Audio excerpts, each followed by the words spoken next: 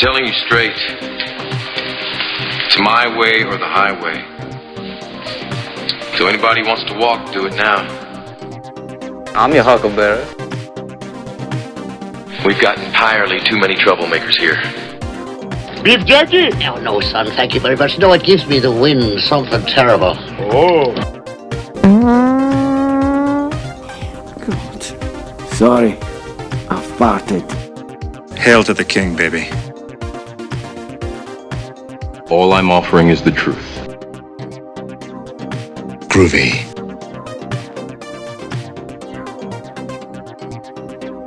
I'm a land farmer, motherfucker! Welcome to the real world. Gentlemen, you can't fight in here. This is the war room. I am a HAL 9000 computer.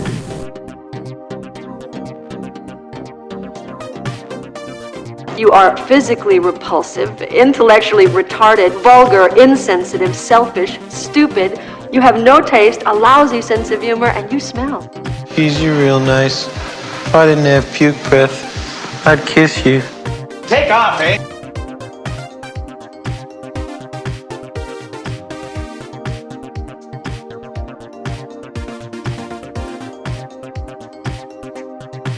I was thinking of the immortal words of Socrates, who said,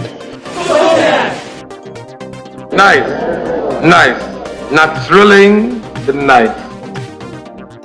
Groovy.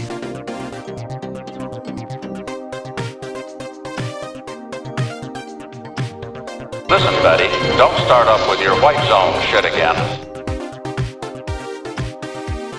I'm your huckleberry.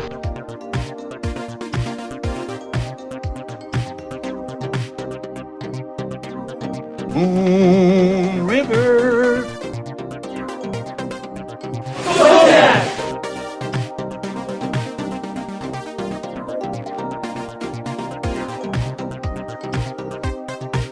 Drop your shorts and bend over, Mr. Babar. Captain's log.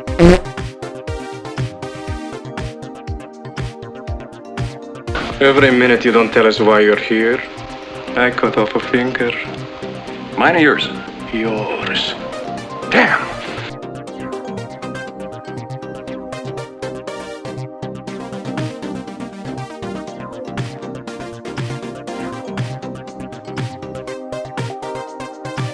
We're honored to have with us today our amazing Vice President, Mike Pence, and his wonderful wife, Carrot.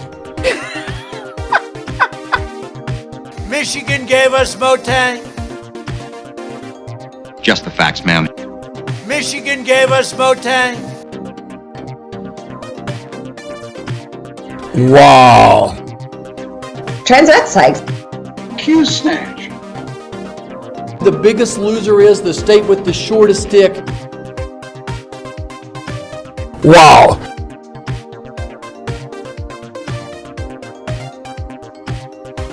Very, very virile. Listen, I'm not here to blow wind up your wazoo. The white race.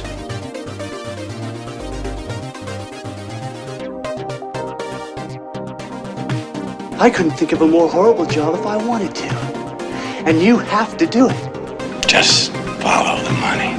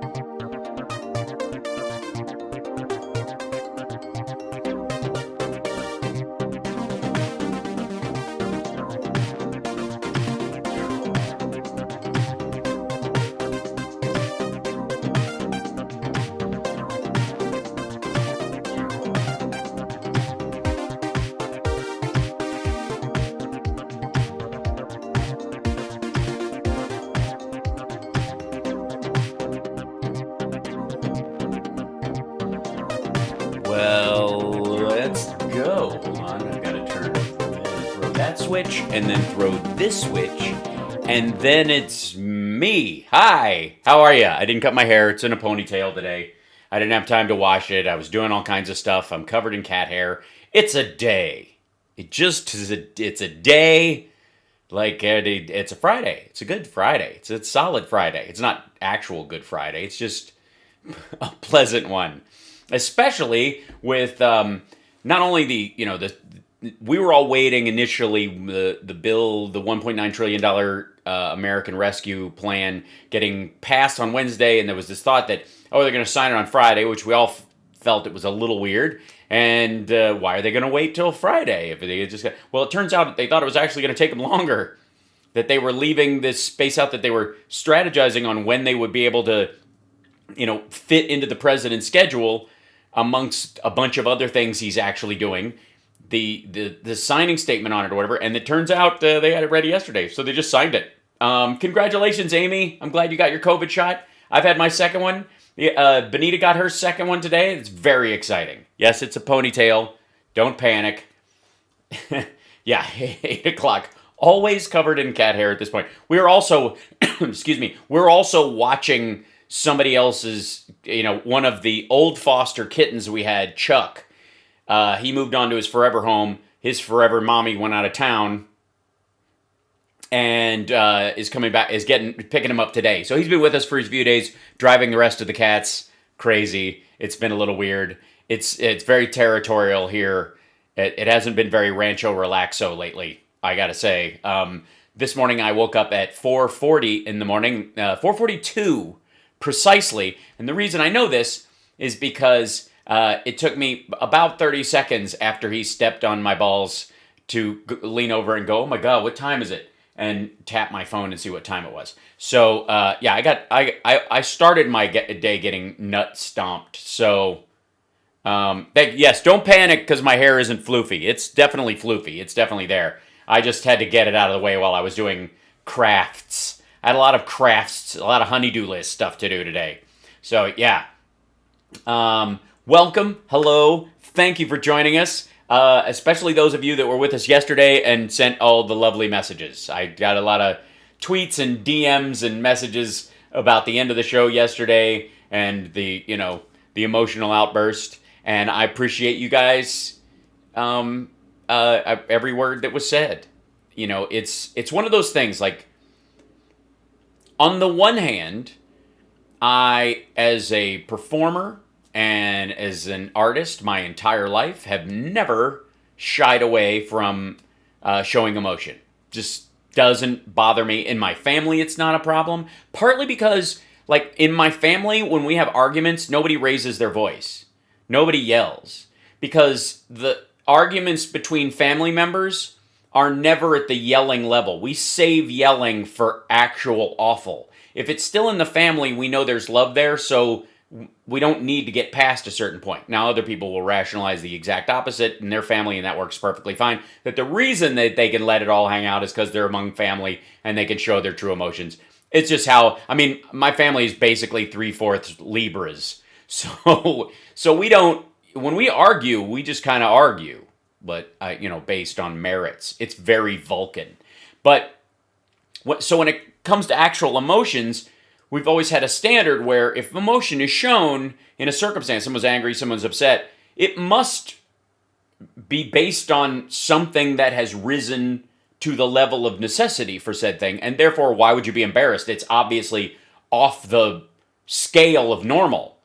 I think a lot of times where people get embarrassed about showing emotions, and specifically tears, is often when they've been raised around a lot of it, to the point where there's a law of reciprocal return. There's a bad return on investment in it, and it's no longer indicative of a real tragedy, but of a sign of, just emotional instability in life.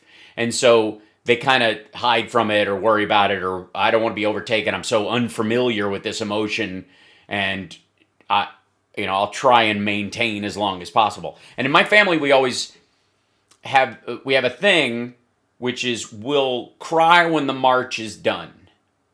It's so funny that it's mid-March. But the idea is that, if you've got a long slog ahead of you, if you have a hard task ahead of you, if you have something that's going to be brutal and you can see it coming, or you're in the middle of it even, and you realize you've got to solve it, then find your center, focus, and then when you're done, when you get over the hump, when there's a safe space near a river after the big battle and you've lived, then you can weep fully for what you were feeling without that expression of emotion endangering you in the actual problem. So that's a long way to go, but that's the state of emotional management in my family in a lot of ways. And nobody in my family is shy when it comes to showing emotion because of that. So I was raised with that. And that's why also when I see things in the news and online about men can't show emotion, or men don't show emotion, or men are afraid to show emotion, it all seems very Mad Men to me. It seems like you're talking about, men over the age of 70, or men who, were raised in the 50s or something like that. Because my whole life, all the men I've known, all the men in my life, we've had no problem hugging. We've had no problem sharing our sorrows with our friends. It's just not. It's not the same group of humans. It just isn't. And I think some people on the right tend to try to stuff that toothpaste back in the tube and move back to that because they're uncomfortable, right? And I'm watching the chat go by and trying to do I talk about what's coming up, or do I finish what I'm saying? I'll finish what I'm saying. So know this, that I will never be afraid to show what emotions I genuinely have. I do know that I'm aware in my own growth and in my own self-reflection that my decisions come first, my emotions come second. I believe that of all people. I just think a lot of people make unconscious decisions about what things matter to them and what things mean to them. If that makes sense. If this person insults me, that's a bad thing. So when that person insults me, that hurts me. When this person insults me, that's a good thing. That makes me feel a different way. I've still been insulted by two human beings. Both have hearts and lungs and, functioning brains and nervous systems, and are, both of them taxi cab drivers. I don't know why. But depending on my decision about what the words of those people mean to me about my status in life, or my what quality I exude in the world, whether I take that person seriously or this one seriously, that's what defines whether I'm upset, not the upsetting words. Always and forever, that's always true. There are words certain communities use amongst each other that when another community uses that word with that community, they find it very uncomfortable. Does the word change? No. Does it could one of their own community be using that word in a negative sense? Absolutely. It's insulting. Could someone in another community be attempting to use it in a friendly sense? Sure, I don't recommend it, but they could. So it isn't, but the definitive about who can use it and why doesn't change on that, because people make decisions before they feel. Even if that decision was made when you were a kid, when you're in high school, during a relationship, what you're not going to do, no, I have a ponytail. I didn't get my hair cut. If I get my hair cut, it won't look this slick. It'll never look, if it ever looks like smooth on the sides, I didn't get a haircut. It's that I cut my own hair. So yeah. Hal, you've been a godsend through the hell it's been the entire last year. Your intelligence and humor have helped me find a calm in the storm. Thank you. Wow. Thanks very much, Donna. And thank you, Kenna. And I did not cut my hair. It's just in a ponytail. Yeah, it's a brony tail.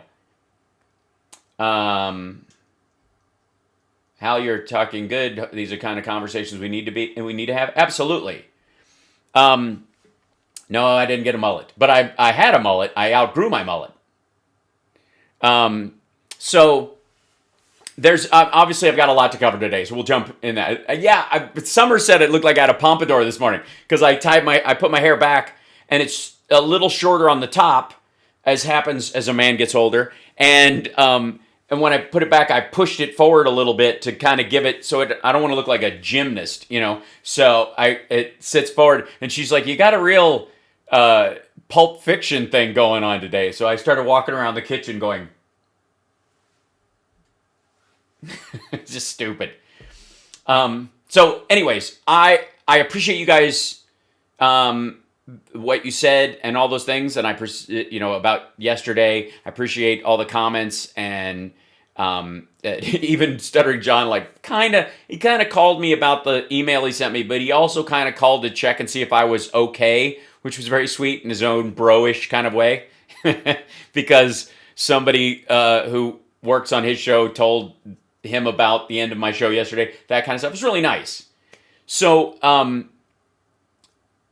I want you to know, and I guess this is really important to me, that, and it's always hard to talk about this stuff if anybody hears it from a victim set of ears. If you've experienced or been victimized over life, and I don't know anyone who hasn't somewhere, but there's certainly degrees, that if someone hears what I'm saying from the point of view that they're on the weaker side of this argument, oh my God, thank you, Joyce.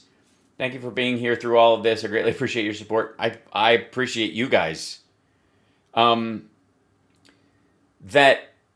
it's really important for me to say to you that if you can comprehend my words, then this actually pertains to you. If this sounds like Charlie Brown's teacher, then I'm not discussing this with you. If this sounds so alien that you can't fathom it, I'm not. You have other paths in terms of how you deal with your emotions. But I believe everyone has the capacity to be in control of themselves, to both control their emotional responses, control their physical responses, to train their mind and their body, to do what your ethics and your belief system tell you are right. And the reason I know this is because that there have been, over the course of human existence, billions of people who've been alive who've trained their minds and bodies for the exact opposite. They have trained themselves to believe in false prophets and dictators. They have trained their bodies to absorb and find fuel in their own physical devastation and the physical devastation of others. A human can be trained to do anything, and if that training can come externally, it can come internally. So I would say, and what I've been trying to do with the show and all that kind of is to make you realize that those times when you laughed at what I was saying and we got through all this stuff, all those times, that was you. That was you. You chose to come here. You chose to listen to what I was saying. You decided for yourself whether what I was saying was comforting or not. It was not automatic. There are plenty of people who would just disdainfully disregard anything that I said offhand and would never get any of the joy of my company. But you did that.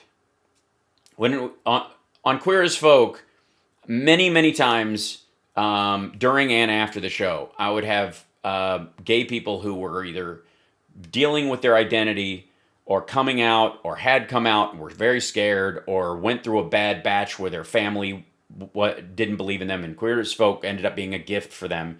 And they would come and they would thank me or thank the cast or thank the show in general for where they were and where they'd gotten. And did it help? Of course. But there is no part of you separate from the media you absorb. What you choose to reject and you choose to absorb is still your choice. And so all those people who want to thank Queer as Folk for helping them get where they were played an equal, if not wholly greater part, because they believed in themselves enough to hear it as an affirmation of who they were and not a rejection, which it absolutely could have been. It could have been, anybody could have heard it as, yeah, that's those people, they're fine, but in my life, this is what's real. Anybody could have come to that same decision. They didn't. They chose to absorb the positive and then transmute that positivity into their own lives and bring it forward into the world. And so that's within your control. It's always there. And so the next time some big life event hits all of us after we've been through this, what we will take with us, I hope, as a group, as a collective, our little group has always been and always will until the end. Hello. What I hope you'll carry forward in your life along with our time together, and we will continue. I'll do a real show in a minute. I'm still kind of finishing the thought from yesterday. You will, I hope, bring with you the ability that in an emergency or in a trauma or in a circumstance where it seems everybody else is on their heels, you will be aware that you have the choice on how you perceive and react to what's in front of you. And you will retain more of your faculties than others because you don't automatically give them away impulsively, believing that whatever everybody else's reaction is your reaction. It doesn't have to be that way. If it is, that's your truth and there's nothing wrong with that. And if I feel like tearing up yesterday, I can totally go there with no shame and no worry because it is in line with my view of myself and it is in line with my beliefs. Not, oh my God, this thing overtook me and I can't. And so that's what I hope for you. It is a yes, somebody in the chat room's like, what doesn't kill you makes you stronger. Yeah, it can also leave you with a limp. So yes, ponytail today. It's the problem with my ponytail is it's just not long enough to drape around the front where I can start wearing light colored shirts and you guys would go, okay, there's the ponytail. I need it to be about like right here. Otherwise, yeah, whatever. So, thank you, D. You may call the hate and chaos bearable. Thanks for everything you do. Well, thank you. That's, but again, you do. Thank you, Diana. You guys are being lovely today with the super chats. It's very sweet. And thank you guys for subscribing on Twitch. And I'll try to do regular business as usual. Twitch.tv/HalSparks. If you have Amazon Prime, you can subscribe. And you can always give stars on Facebook if you're watching us there. And then I think the big transfer to whatever the situation is at Twitch Live, whatever we find that is, over the next little bit. Who can say? Thank you, Francie. So we'll find out, what that turn is. That would have been a good screen grab on Twitch just then. El's going to use that on me. I know it. What was that? Somebody super chatted there. You don't deflect your power. You're able to react to the nightmare called politics in a funny and smart way. Oh, don't get me wrong. I don't have any low opinions of myself or think I'm not absolutely crucial to this endeavor. Believe me, I don't have an ego problem. That's one of the reasons why I'm able to comfortably mock Trump and his kin as easily as I am, because everybody else was saying he's a nihilist. I mean, he's a not a nihilist. Wait a minute, I'm all stuck in the Big Lebowski. That's what happens when I did not cut my hair. The chat room's always yelling at me every time I glance over. Somebody just shows up and it's like, yeah, he's a narcissist. That he has a narcissistic personality disorder or whatever. I don't buy it. I think he's got low self-esteem. I personally, I'm the closest thing to a narcissist you've ever seen. A real one. A man who would fall into a river because he was enamored by his own reflection. I'm so full of self-love and comfortable with that. It's why my heroes are also full of self-love. Like David Lee Roth and Paul Stanley and people like that. Like I don't need I don't need false modesty or enforced modesty in people to make me feel better about who they are. I'm not looking for the penitent man to kneel before me. I'm looking for other people who strive to be their best human and are very happy to bring their best human into the public so that when people are out and about in the world that can be shitty at times, they occasionally will bump into somebody who's doing their best to be great. Great. So I know it's not the normal way of talking about ego. I get it. Ego has become a word that left-leaning spiritual types use as a replacement word for the devil. It's almost interchangeable. If you ever listen to Marianne Williamson's lectures, she says the ego like fire and brimstone preachers say the devil. It's just, they don't give a shit. It's the same thing. It's controlling you. You never know when it's going to sneak up on you. I don't buy it. I mean, first of all, it's a psychological term and doesn't belong in a spiritual discussion. It's silly. No. And loving yourself, there's nothing wrong with that. I mean, yeah, that's a long conversation. There's a lot to deal with today. Let me get into the show, because I will just yammer, and then, yes, I do have self-esteem falling out of my butt. And, what? We've got I think the funniest one, and I have to thank CSL for finding this one, is the Mark Levin. The responses to Biden's speech were fast and furious and oh, Natalie, bless you. Everybody was freaking out on the right. Here comes Biden. He just got the exact bill he asked for passed. They're all just taking a loser lap. And few are more angry than Mark Levin. Look at the title of this one. This was the most disgusting, propagandistic speech that a demagogue has ever given. God damn, dude. Disgusting, propagandistic speech that a demagogue has ever given. Calm down. Obviously, his subscription to the History Channel dried up.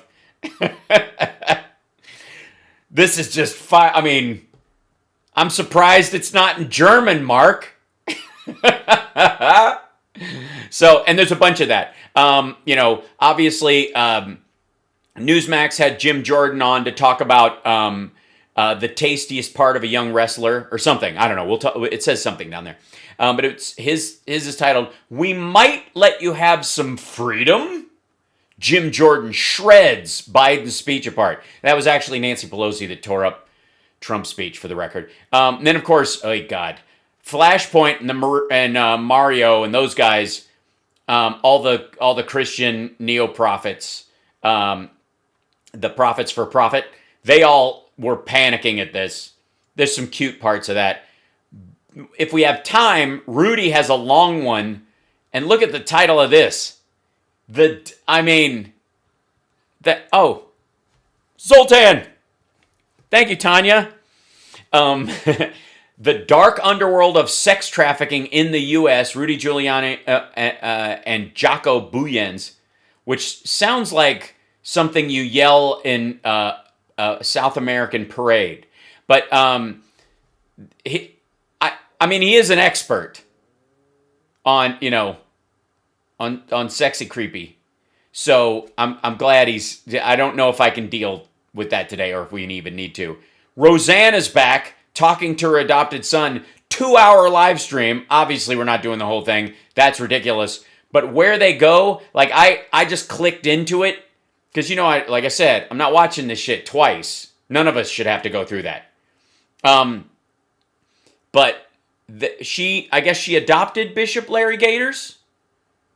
I don't know if it's official or not. Is it? Do we know? It's very weird. But or she adopted him a long time ago, and now he's Bishop Larry Gators. I don't know. But yeah, their conversation. Like I clicked in the middle of it, and basically they were like, "Yeah, Moses was really actually a moron if you read the Bible." And you're like, okay, this is going to be fun. Marsha Blackburn about federal control over state, and then of course we'll get to this in a second. So I have some rebuttal materials. Let's start with Mark Levin, because he's never funnier than when he's really angry at the world, which is always. More reaction to Biden's address. Yike. You're too loud. Man, who needs that? In a moment, but first. God damn, like why is that as loud as it is? That's crazy. Things just keep getting worse for Andrew Cuomo in the state of New York. Today, the state government, in fact... Yeah, I don't care. His governor. I wanted to bring to your attention and the listeners' attention what Retirement community medical... Okay, they're still dealing with the Cuomo stuff. There we go. And then, is it... Okay, this is the speech part. This is where they go into the Mark Levin on Biden's primetime address. Everybody's doing my shtick now. I don't know why having Mark Levin on to talk about a speech that was a prepared speech is breaking news. I don't get it. He went back to writing his book and doubled down on covering it all up. Thoughts? Let me just say this. I'm very troubled by the direction of your program here. First of all, and the way you're treating Joe Biden. You know, I used to think Joe Biden was a doddering fool. He couldn't tell his sister from his wife, and he didn't know the name of the Secretary of Defense. And there you are with Peter Doocy mocking him for not having press conferences. Now I know why he doesn't have press conferences. Because Jen Psaki does a great job. He's presenting policies, and they're pushing the largest, most aggressive agenda in modern history. He's busy inventing the viruses and figuring out how to distribute them in 7 weeks' time. Inventing the viruses it's trying... Oh, okay. So we're just going full QAnon pandemic starting now. This man will have killed the virus. Joe Biden. 50 years in the Senate, not one profound thing. Violence Against Women Act? Oh, right. Sorry. He doesn't consider that profound. He considers that a personal attack. Joe Biden, who had to cheat his way through law school. Joe Biden, who was plagiarizing from people even as a senator. And yeah, and he literally dropped out of his first presidential race. See, the difference between you and Joe Biden, Mark Levin, is that when Joe Biden finds himself ethically compromised or does something wrong or is caught doing something wrong, he apologizes, admits it, and changes his behavior. And that's why he's president today. And why you are playing second fiddle to Sean Hannity as you both scrounge, you carpet farm Newsmax crack stories. Little did we know. It's too loud? Sorry. Me or them? Ease. I hope. Yeah, okay. He's not a doddering old fool. No, he's not. He absolutely is not. Good Lord. An egomaniac and a narcissist. That's Trump, right. Taking credit for the work of Donald Trump and all these other people. He has been working like president in American history. He is the modern day Jonas Salk. He's Thomas Edison. He is, we've never had a president like this. He's fantastic. Let me tell you something. I know Levin is trying to be sarcastic, and this is him like, he's too angry to carry out the humor part of that diatribe. Like, but Mark, can I, if you may, it goes something like this. Mark Levin, let me tell you, a lot of people say that, he's diminutive in terms of being hirsute. And I'm here to tell you, Mark Levin is one of the hairiest people you'll ever meet. I mean, there's an illusion. People will think he's not hairy because of the top of his head. But oh no, all of that hair didn't leave his body. It crept down his back and resides on his ass. And it's very smart because he sleeps that way. And over time, I think we'll all be wanting to evolve to be more like Mark Levin. See, that's how I'm not a fan of sarcasm, verbal irony, but that's basically how it works. But I don't hate you enough to make it kind of miserable. And I besides that, I'm enjoying how upset you are, which is also not your target. About this guy Biden. He's a liar. He's a plagiarist. He just bailed on it. I suck at sarcasm. You know what? Screw it. Since he's been in high school. And I want to give you the facts, the American people. As for Cuomo, he needs to resign. Everybody knows what he is and what he's done. That was the story they were talking about before. That's not who's on screen. And that last woman, number 6, she's accusing him, just to remind America, of exactly what Tara Reid accused Joe Biden of. And notice Joe Biden, no responsibility for Joe Biden whatsoever. Ladies and gentlemen. He responded to it. That's the responsibility. He had the ability to respond.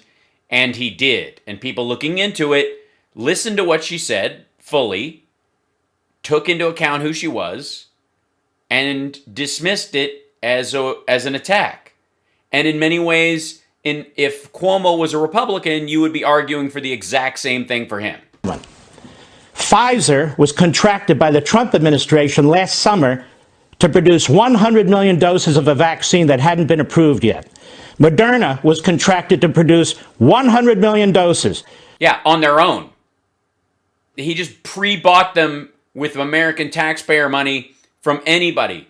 But the companies that were working directly with Operation Warp Speed, none of them were ready at the warp speed that Moderna and Pfizer was. Of a vaccine that they didn't have yet. Johnson & Johnson, 100 million doses. AstraZeneca, 300 million doses. Yeah, the ones that cause blood clots that they've had to wait on, and then they extended it. So he bought 300. Tell me again, AstraZeneca was part of it. AstraZeneca's still not out yet.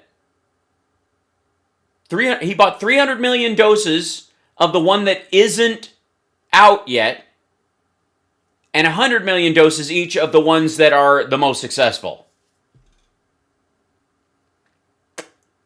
Please, Mark, tell us how Operation Warp Speed was awesome. You want to know the single biggest fuck up of, and by the way, I apologize. I have not been set up because of, expecting him to say it. Captain's log. Operation Fart Steed. Captain's log.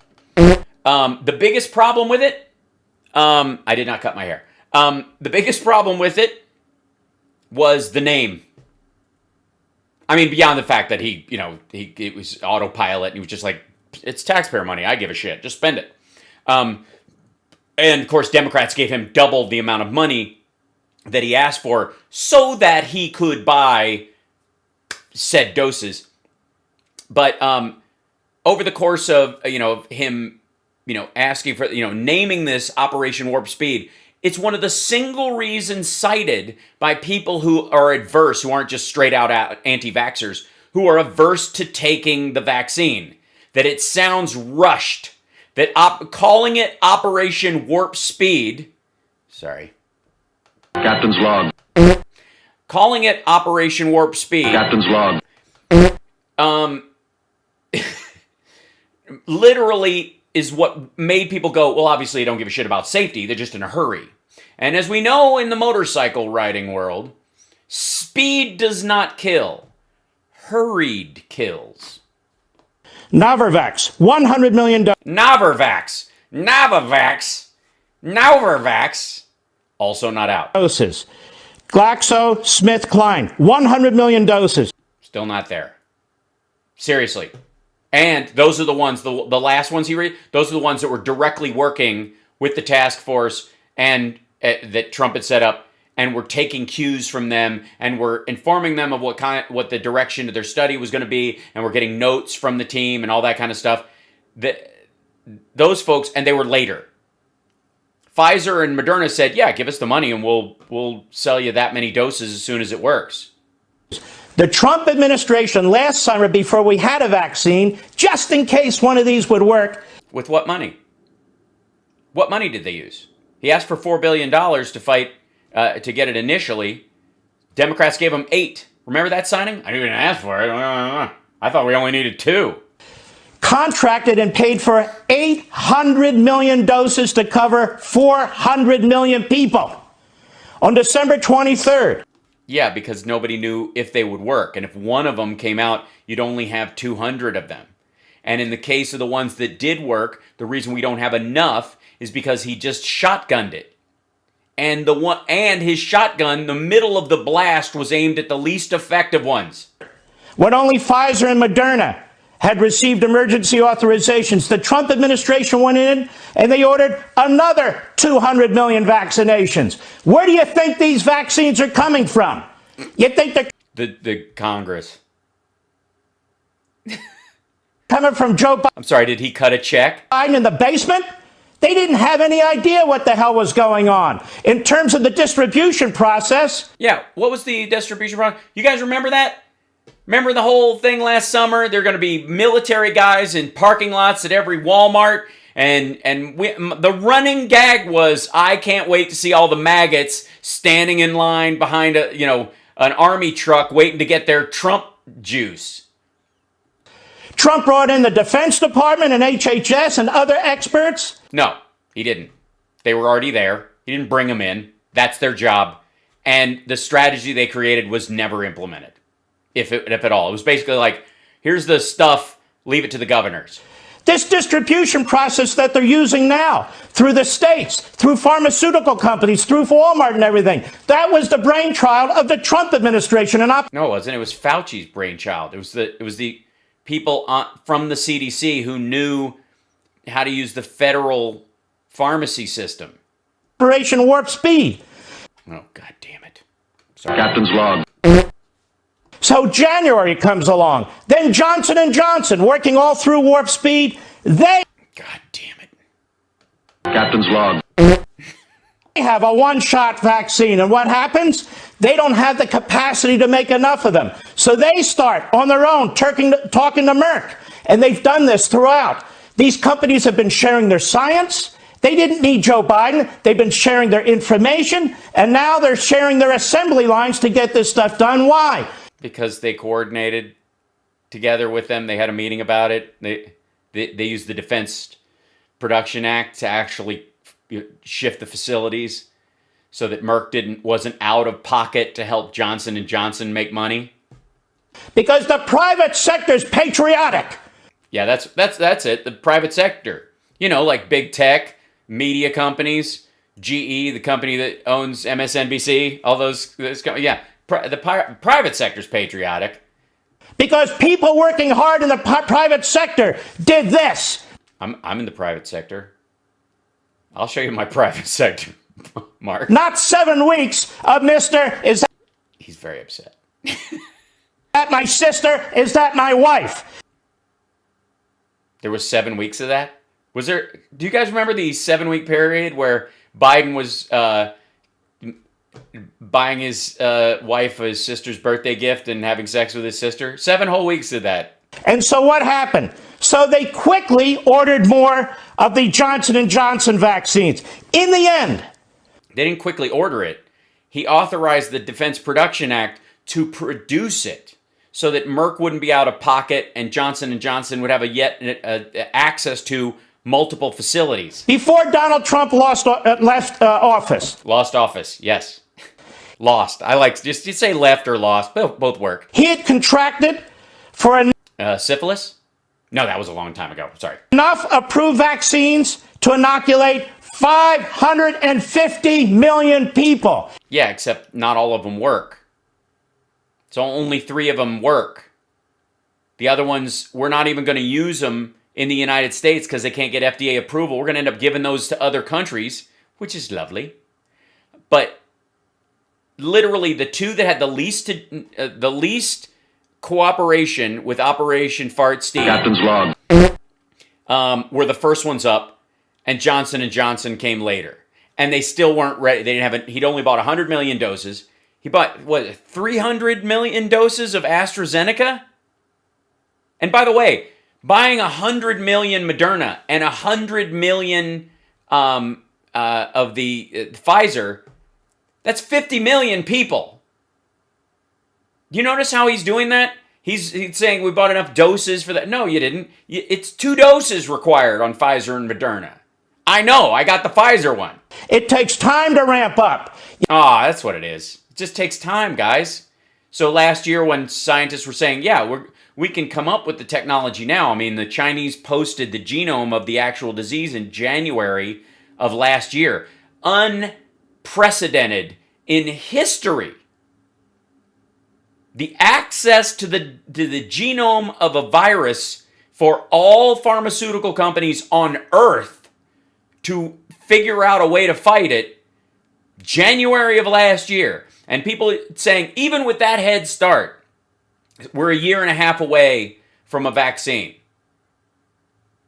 End of May is when we're expected to be able to have inoculated everybody, or at least the vast majority of willing people who will get the vaccine. What's the timing on that? You got to have the channels of production. Yeah, you gotta. You got to have the material. Well, why didn't he ramp up the Defense Production Act back then? I mean, why is he only buying 100 million Pfizer doses and 100 million Moderna? If you got to ramp up production, why isn't he ramping up production? Well, if the Johnson & Johnson thing, they go like, well, we can come up with one, but once we come up with it, we're not going to have the capacity to make it. That's interesting. You could have told us that last year. We did. You're competing overseas with other companies in other countries. Yeah, I know. The first doses that came to America that were put into human beings in America came from Belgium. The idea, this speech that Joe Biden gave is the most disgusting, propagandistic speech that a demagogue, even a politician, has ever given. It is pathetic. And you'll notice he and his spokesperson, Psaki, never tell us exactly what they've done and exactly who's done it that is so different from the Trump administration. Well, sure they do. That's the invoking the Defense Production Act specifically to produce more Johnson & Johnson vaccine using Merck facilities so that Merck doesn't lose money. See, those companies could have knocked boots all they wanted, but they're competing companies. Merck would have lost money and lost the ability to produce some of its own vaccine in certain facilities, which it has to do with temperature. They have facilities where they can make things that don't require that kind of storage, and then they have facilities where they do. So they can only make their vaccine in this area, and they make all the other drugs and stuff that they do in the other facilities. So the government steps in and says, hey, we'll pay you to use this facility temporarily to make Johnson & Johnson's vaccine there. And we'll buy the doses.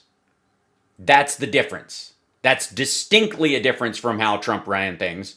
It is an immediate response to a crucial circumstance. The Johnson & Johnson thing gets cleared.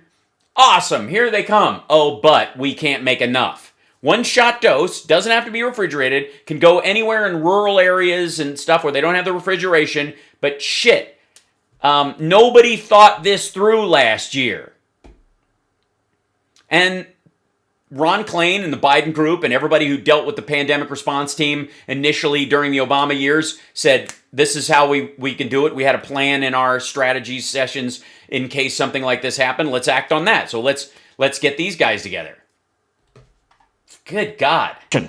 This is so appalling. This man has exploited this pandemic like no politician has ever exploited a It's impressive. It really is. Pandemic. When he's sitting in his basement eating his oatmeal that's dripping on his loafers. First of all, having loafers on during breakfast is nothing to be ashamed of. However, are we still doing the basement bullshit?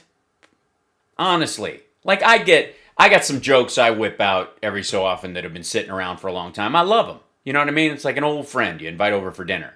But we're still doing the basement bullshit. We're still doing that because the $1.9 trillion relief package that just got passed in its entirety was drafted by Biden and his team starting mid-July. What does he do? He accuses President Trump of killing hundreds of thousands of people. When it's Trump who gets the testing done. When it's Trump who's getting the ventilators and the respirators. Yeah, but they knew early on that ventilators and respirators were a last-ditch effort and that without proning, for example, a lot of people died. He focused on that and then he went fucking golfing. That's the problem, Mark. He's the kind of guy who goes, it's someone else's problem. And that's how he reacted to everything. It's China's problem. China's being very transparent. They're dealing with it. Well, let's see. I'm sorry. You know what? Maybe I'm being too rude about this. Let's go back over some of the things that Trump said, shall we, during the year? Let's see if he's getting credit where credit is due. My administration will take all necessary steps to safeguard our citizens from this threat. Now, the they didn't. Virus that we're talking about having to do, a lot of people think that goes away in April. That's February 10th, by the way. He said that. With the heat. With the heat. Because of all we've done, the risk to the American people remains very low. February 26th. People die from the flu. And this is very unusual. And it is a little bit different, but in some ways it's easier and in some ways it's a little bit tougher. But we have it so well under control. I mean, yeah, so well under control. I mean, view this the same as the flu. When somebody sneezes, I mean, I try and bail out as much as possible. It's going to. Oh yeah, remember when it was the stripper's ass motion? Disappear. One day it's like a miracle. It will disappear. And from our shores, it could get worse before it gets better. It could maybe go away. We'll see what happens. Nobody really knows. Yeah, a lot of people knew. The Chinese knew. They were if somebody was sick on the street and was running a fever, they threw them in a fucking metal box and drove them to a hospital that was actually a prison and fed them through the door until they either died or got better. The fact is, the greatest experts I've spoken to them all, nobody really knows. That's because they're in the middle of finding out. It doesn't mean because they're like, I don't even know how disease works. We're ordering a lot of supplies. We're ordering a lot of elements that, frankly, we wouldn't be ordering unless it was something like this. But we're ordering a lot of different elements of medical. Now the Democrats I don't know what the fuck that was. Elements of medical. Are politicizing the coronavirus. And this is their new hoax. If you're healthy, you will probably go through a process and you'll be fine. Yeah, you'll be fine. Take a solid flu vaccine. You don't think that would have an impact or much of an impact on corona? No. He's asking the question when. That was, I don't know if you guys remember that one. That was a while back. That was friggin' amazing. That was March 2nd of last year. This is them game planning. This is right before lockdown when the shit is hitting the fan and this dickhead goes, you don't think if you just gave somebody like a big shot of flu vaccine, that wouldn't just kill this thing? Is it going to be deployable? And that is going to be at the earliest a year to a year and a half, no matter how fast you go. By the way, did you hear what Fauci just said? This is Fauci, and Trump doesn't agree with this. Listen very specifically to what Fauci says. Corona? No. He's asking the question, when is it going to be deployable? That means a vaccine. And that is going to be at the earliest a year to a year and a half, no matter how fast you go. You think that's right? As you said, because treatment. Yeah. We're at, quote, a year to a year and a half of it being, quote, deployable. Going to be available before the vaccine. Well, I think treatment in many ways might be more exciting. If, we have thousands or hundreds of thousands of people that get better just by, sitting around and even going to work. Some of them go to work, but they get better. When it's Trump. They just go to work and get better. You know what I mean, guys? But please, Mark, hey, go on. Hey, everybody, welcome Whoops, to hold a on. late show. No, don't play it. Don't Play it. Don't say him because NBC will jump on me because of that, or CBS or whatever. Trump who's getting the PPE. When it's Trump who's bailing out fools like... He was literally denying PPE to states that weren't kissing his ass. Michigan in particular. With hospital beds and so forth and so on. The Democrat Party has been a disaster. Yeah, I know. Yeah, I felt the same way yesterday when they got the bill passed exactly as they presented it. Democrat governors have destroyed their economies. Totally. It's, you know what it is? They keep filling their cities with all the people. People can't get out of their states fast enough to go to Republican states. Are they? Oh, I know what you mean. Like Texas. Yeah, how'd that work out? California to Texas stampede? How are your power bills? This is a disgrace what Joe Biden did. And by the way... Yeah, please don't leave this part out. I don't know what it is, but I'm waiting with bated breath. He says it's a war on the virus. Well, who started the war? Communist China, his friends.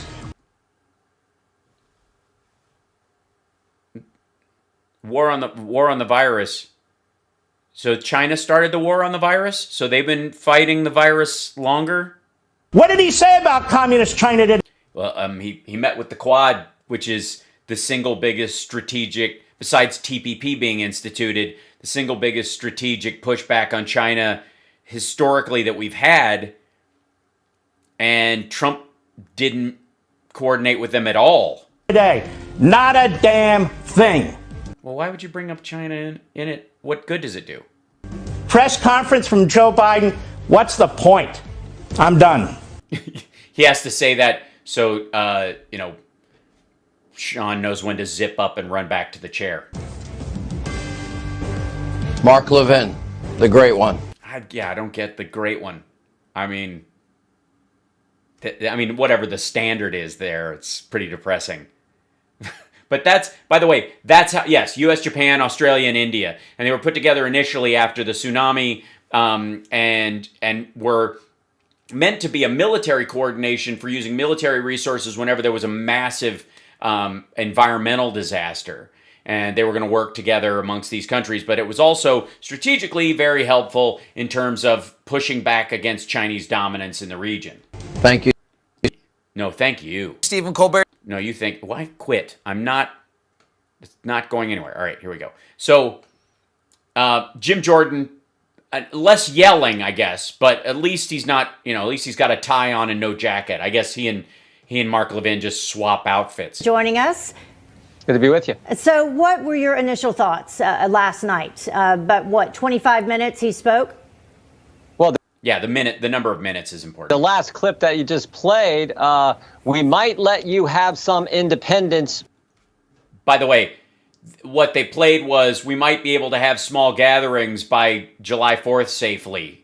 But the way he hears it is the federal government might allow you to have barbecues without being arrested. By the way, states and cities enact any kind of legal response to businesses that shouldn't be open and all that kind of shit. Not the federal government. Not a single federal troop has been sent in to enforce a mask mandate or social distancing in a restaurant or the capacity of a restaurant. None of that has been federal. None of it. By Independence Day. I mean, come on, we're Americans. We actually embrace freedom. We're actually all about freedom. And here we have and you have the freedom to act in a way, like, technically, according to Jim Jordan, we all have the freedom to cross the lines in traffic. Oncoming traffic's coming this way. There's a line right there. That line, according to Jim Jordan, is a violation of your freedom.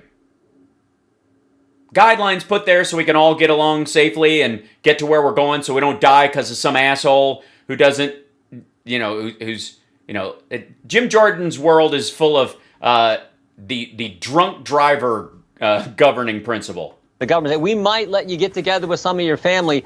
That's not what he said. We might be able to. Not might let you, like be able to safely. And meanwhile, while we might let you have some freedom come Independence Day, we're going to spend $1.9 trillion. That 91% is not for COVID relief. It's all for COVID relief because of the damage caused by COVID. And I know they've been hammering this friggin' talking point, but it's friggin' pitiful. We'll put things in there like we're going to have $1,400 go to felons, $1,400 a week. All the previous Trump bills did not exclude felons from receiving it. Those felons, of course, have to have a bank account or file taxes or file specific paperwork to get it. Usually it'll go to family they have outside. A lot of felons who, while they're paying their debt, have family outside. More than likely, it will go to they're not going to get a check in prison. Where are they going to cash it? What are they going to use it for? For their lawyer? Go to federal workers whose kids aren't in school. The constituents I get the privilege of representing, they're not getting that deal. So going to federal workers whose kids aren't in school. Wait, what? $100 go to felons, $1,400 a week go to federal workers whose kids aren't in school. $1,400 a week to federal workers whose kids aren't in school. I missed that part of the bill. Did you guys? Seriously, what the fuck was that? What is that part?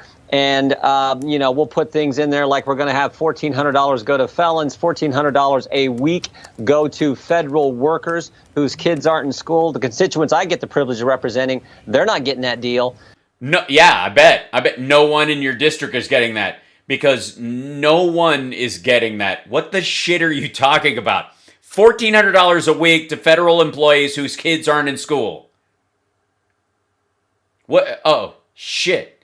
I bet there's a bunch of like postal workers who are like, God damn it, go take the kids out of school. Why? They've been going half a day for a couple months now. It's been working out really well. No, get them out of school, please. Why? We're going to get $1,400 a week.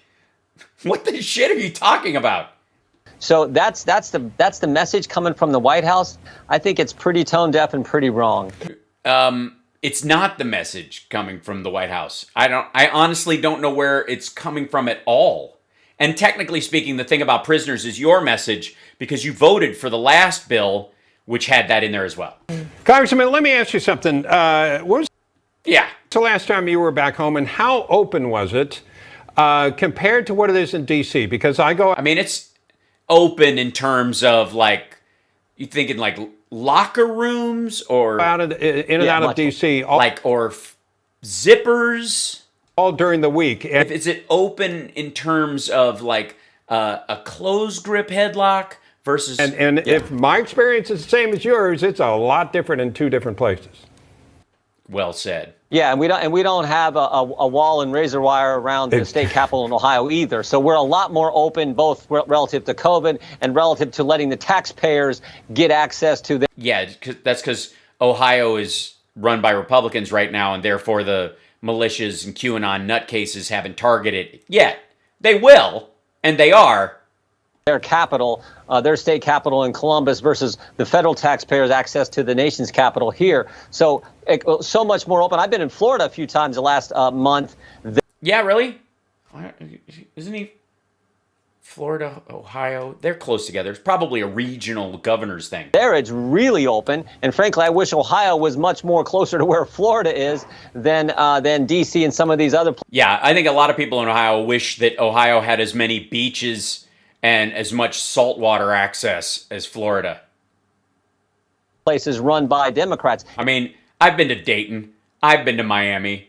I mean, if you were blindfolded and you were in a crab shack, would you really know the difference? And here's the interesting thing. Well, I'll be the judge of that. You know, Joe Biden says we might get some freedom come July 4th, some semblance of freedom. Meanwhile, for the past year, government has told us, Democrat leaders in government have told us you can't go to church, you can't go to work, you can't go to school, you can't go to a loved one's funeral. But the same people who impose those requirements on us and those lockdowns on us, they don't follow them. And the best example is the one I always point to. Yeah, the ones you've been, like Pelosi getting her hair done where everybody in the salon was wearing a mask but her, and she didn't wear a mask from getting her hair washed to the station.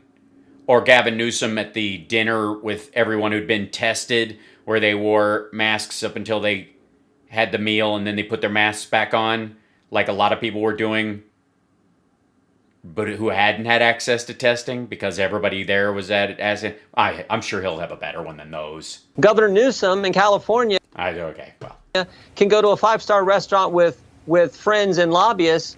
At the same time, he's telling Californians you can't have Thanksgiving with your family. That's what frustrates. You can. There's a strong chance because we didn't have testing at that time, thanks to the guy who was president at that time, that it would be an unhealthy endeavor.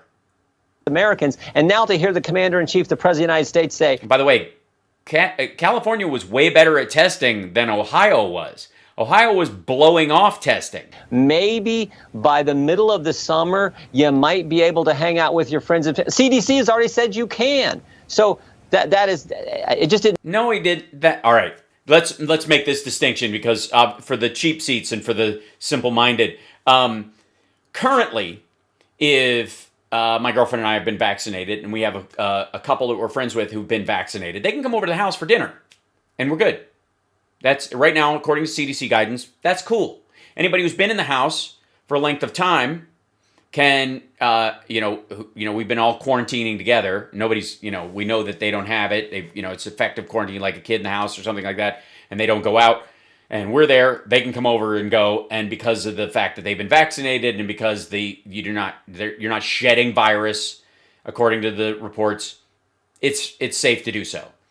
Having an outdoor barbecue, though, where 2 or 3 different factions of your family come and hang out, where who's been vaccinated, who's an anti-vaxxer, who's been in contact with people who might be traveling with a different strain and all that kind of stuff. That's a much broader thing. You add 6 to 8 more people into that equation, and the number of chances for infection go up a lot.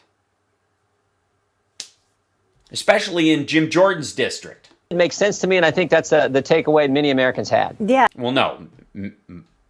Maxi Americans. And Congressman Jordan, all the money from this rescue plan that's going to those cities and those states with these Democratic governors like Newsom who chose to keep the lockdowns in place. Yeah, and their death rate is equal to the red states that didn't have a lockdown, and yet their population is enormous comparatively. So the reason California has a per capita death rate that's equal to Idaho's is not because people just die at a watermark in the populace. It's because the lockdowns stop them having an exponential death rate. Stupid. And damage the states, and now we're bailing them. Well, I mean, you have to. One little thing. These 3 right here, they don't consider the people who died or people who would die or could die damage to the state. There's a certain number of people that just gotta go. Them out. Yeah, blue state bailout, lockdown state bailout. I mean, Florida and Texas are getting a shit ton of money. Call it what you want, but it's a great point, Heather. So much money is going to California. So much money is going to New York. So much money is going to Florida. So much money is going to Texas. So much money is going to Arizona. So much money is going to New Mexico. So much money is going to every friggin' state in the country. We're supposed. Yeah, Jim, you're from Ohio. I was born there. I don't know if you were, but that's interesting. We should look that up. But I was raised in Kentucky. The Kentucky state legislature, which is like 80% Republican, were super excited, was the quote. They were super excited about the money that they were going to get because of the American Rescue Plan. They were super excited. They were also super excited that Mitch McConnell and Rand Paul both voted against it. They were doing things perfectly. Well, when you look at the numbers, you got states like South Dakota and Florida with Republican governors that have much better numbers and didn't lock their state down, don't have the unemployment numbers that the blue states have, and actually have a flourishing economy. So that's what we need to get back. Both sites of massive super spreader events, both in the rallies, which caused a breakout in 3 states around them, and in Florida's particularly in terms of vacationers when they first reopened the beaches, and then they had to close them down. They've got social distancing at all the beaches. Miami, Tampa, the city, during the Super Bowl, they're all telling everybody to fuck off and not come there. And they weren't locked down officially. They just told everybody to piss off. It is time to go back to work. Go back to school, go back to dying. Normal. The country is done with all this. We knew it was serious. We treated it as serious. Did you, Jim? We still do. No, you don't. But it's time to get back to normal, get back to freedom. Let's get back to freedom. The freedom to cross the center line if you feel like it. The freedom to drive up on the curb when a lady's going down with a buggy. She has the freedom to get out of the way. It's not your fault if she's looking the other direction. That is public property. You are a taxpayer. You have the right, according to Jim Jordan, to drive on that sidewalk and hit that woman and her baby. And she has the freedom to pay attention and not die. Isn't it great? Great. Let's talk about what's going on down at the southern border. There are people flowing across. Yeah, ask the dude from Ohio. Some of them come in, check at the door, maybe, then they're let go into and say they'll come back. And we talk to people down there. He's repeating the Trump talking point about catch and release. They're not coming back. Then we just showed some video. That's literally a quote from Trump that he's doing. That's not a current thing. Earlier today, boats coming in, little rafts coming over the Rio Grande. How does this end? Well, it is. Yeah, wait. I need to check something. How will it end? Let's see. Florida.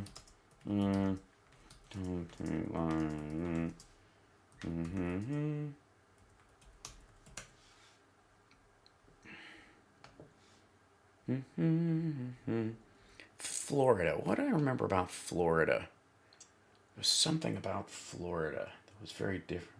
Oh my God. Florida scientist says she was fired for not manipulating COVID-19 data. What?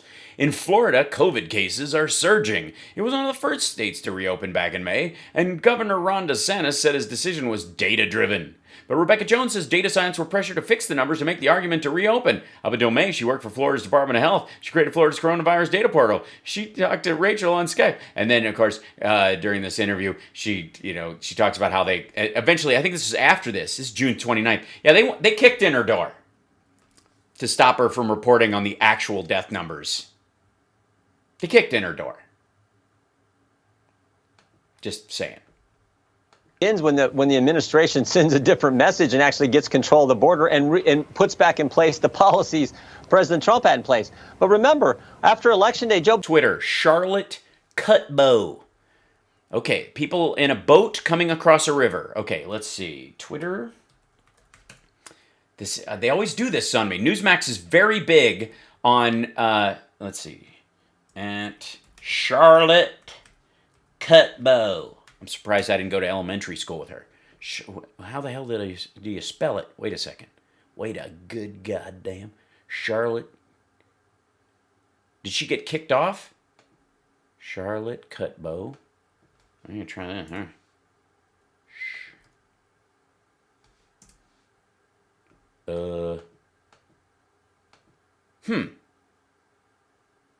Not on there. Why am I not able to search at Charlotte Cutbow? Have I been blocked by Charlotte Cutbow? Hold on. Charlotte Cutbow. Charlotte Observer from Charlotte. No, Charlotte Observer. Historical newspaper. Charlotte kind of. Nope.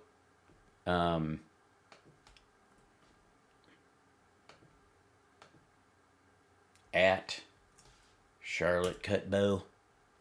Nope. Just invisible. Did you mean Charlotte Cuts, Charlotte Cotton, Charlotte Cotto, Charlotte Cattle? No Charlotte Cutbow. But apparently Charlotte Cutbow, whoops, at Charlotte Cutbow took this footage. Why is it? Yeah, she probably got canceled by cancel culture. Biden was advertising. He was saying we're going to... Or she was posting footage from Guatemala and saying it was the southern border. Get rid of the deportation moratorium. We're going to... No, Jim Jordan will never resign. But he'll lose his seat, though. We're going to get rid of that. We're basically saying, come on in. And now they're surprised that it's actually happening. This is exactly the policy. This is their policy. This is what they wanted based on what they said. No, the same amount of people are crossing the border that normally come, plus the people who've been sitting in camps on the Mexican border by a percentage, about 18% more. I mean, it's definitely a capacity issue, but it has to do with Trump creating a problem and never dealing with it. It's so bad. They're actually considering using NASA facilities to house migrant kids. I mean, this. Yeah, we're sending migrants in space. This is unbelievable. And if anything like this would have happened in the Trump administration, can you imagine what the left would be saying? Well, they would go, yeah, why is he setting those children on fire or keeping them in dog cages? Why won't he use the NASA facility that has facilities where you can set up? We would be saying that. So we got schools closed, the border open, we got a wall around the Capitol, but no wall in the border to protect the country. What happened to the wall? It's still there, isn't it? I thought it was going to work like a charm. I think all you needed was the wall, and now it was all fixed. Nobody can climb it. It's insurmountable. Gas prices going up, and a president who says maybe by July 4th, you can actually have a barbecue with your family. This is the Biden administration. And again, I don't think this is what It is the Biden administration. At least he got one detail right. American people bargained Space migrants for. And let's hope we can begin to change a few things. Well, yeah, you're not going to. Unless you're going to vote for the immigration bill, which would solve a lot of these issues and actually create both stronger borders and a path to citizenship for DACA and long-term, undocumented Americans who've been here for a long time, and kind of mitigate that, and then set up a visa system for farm workers who are migrants who go back and forth, making that more porous and easier to deal with, and an easier system, so that they don't work under the table and just have to hide here until the next season, which is what a lot of them do. And off season, it's harder to make money, so they tend to get involved in things that are below the table and therefore drive the wages down of everyone. But there I go, thinking sensibly again. People also heard him talk about unity and bipartisanship. And and the Republicans aren't interested in that at all, so it's his fault. That clearly is not happening. And as we continue to wait for that ceremony, celebrating this $1.9 trillion bill. No Republicans invited, just Democrats. It's like he's throwing it in Americans' faces. Oh, my God. Oh, my God. And especially after all those bipartisan gatherings that Trump had. He's not even making this attempt to unify. Sorry, everybody, he literally invited anybody who voted for it and supports it to come over. Why were there no Republicans invited? Huh. Also, his speech last night wasn't very unifying. It wasn't. It was brutal. No, not only are they doing, great point, they're not only doing these partisan legislation, partisan bills, they're actually attacking people who disagree with them. So how do you get unity when you work? How do they attacked people? You were attacked. You were attacked. Jim Jordan was attacked. How were you attacked, Jim? In a partisan fashion, and then go on the attack on your political opponents, and so much so they went after you guys. Now, never forget. Two members of the United States Congress, two Democrat members of the United States Congress, sent a letter to the big carriers telling them to take your network off the air. Talk about an attack on the First Amendment. Talk about... Well, no, it's not an attack on the First Amendment. They as citizens and as representatives of other citizens sent letters to a corporation that puts you on the air and said they shouldn't be on the air, they're dangerous, and they foment these kind of things that lead to January 6th. An attack on the First Amendment would be presenting a bill to remove Newsmax from Comcast or wherever the shit they are. Oh, thank you for becoming a patron, Allison. That would be an attack. An attack on the First Amendment would be they pass a law trying to scrub Newsmax from things. They just asked, which is free speech. About chilling free speech. Oh, it's chilling free speech. It's keeping it on ice. You know what I mean? Like oysters or a malt wine. Talk about... I don't know. I don't drink, so I don't. Cancel culture at its worst. Well, no, cancel culture is at its worst. Clearly, what originally happened to Cagney and Lacey, and then the fans brought it back, so it totally fixed it. That is what they're doing. So much for the unity that he talked about on January 20th. I actually wish we could have some, but Really? Then vote. Then vote for, if you want some unity, vote for bills that your constituents support more than they're against. Real easy. They have passed partisan bills, haven't brought any of the bills through committee. Every one of these major bills they've passed, radical changes to election law, radical changes to gun law, radical changes to police law. Next week, they're going to make radical changes to immigration law as there's a crisis on the border. None of those bills came through our committee like there's... They've all been adjudicated through committee over the years. These are problems that have been around forever. They don't need to be marked up. They'll go through as they are. They'll go to the Senate. They'll change a little bit in the Senate. When they come back, if it affects the actual budgetary outlay of it, because these are not budgetary based, so a lot of times they don't even deal with that. It's silly. The law, it's already passed the law sniff test. He doesn't care. They're supposed to, where you can have real debate and you can offer amendments. Right. They brought them straight to the floor. They're passing them in a partisan fashion. You offer amendments on the floor. All the while trying to cancel anyone who disagrees with them. Congressman Jim Jordan, thank you so much, sir. Wait, two Democrats in the House tried to cancel Newsmax. And there's There's like 5 people in the House. That's like almost half. If Democrats get one more Democrat, Newsmax is fucked. Thank you. You bet. Thank you. Yeah, that was worth every goddamn second. Okay, let's see. I want to see these guys. These are the Flashpoint guys. These are they watched. Again, this is religious programming. All of this tax-free. My cameras and all that stuff, I pay tax on all this stuff. These guys don't. You know why? Because they're a church and they're not involved in politics. And hundreds of thousands of people were on the streets. That's right. Pelosi, on the other hand, said the same thing about the Chinese celebration in San Francisco. Joe Biden, who claimed that nothing... He's talking about, by the way, he's talking about what, I think he said de Blasio said everything was fine, and Pelosi said everything was fine when she went down to Chinatown, and she's like, don't blame Chinese Americans for what's going on there. I think, matter of fact, Pelosi said the same thing. Let's see, what does it say? Here's Nancy Pelosi. What is the tail end of Nancy Pelosi in Chinatown when she made that initial visit? This was February 25th. People are concerned about China. But that shouldn't be carried over to Chinatown and San Francisco. I hope that it's not that. But all I can say is I'm here. We feel safe and sound, so many of us coming here. Okay, and so this is pre-masks, is when everything's starting to ramp up. They're concerned, like, we had 2 cases in the U.S. at that point.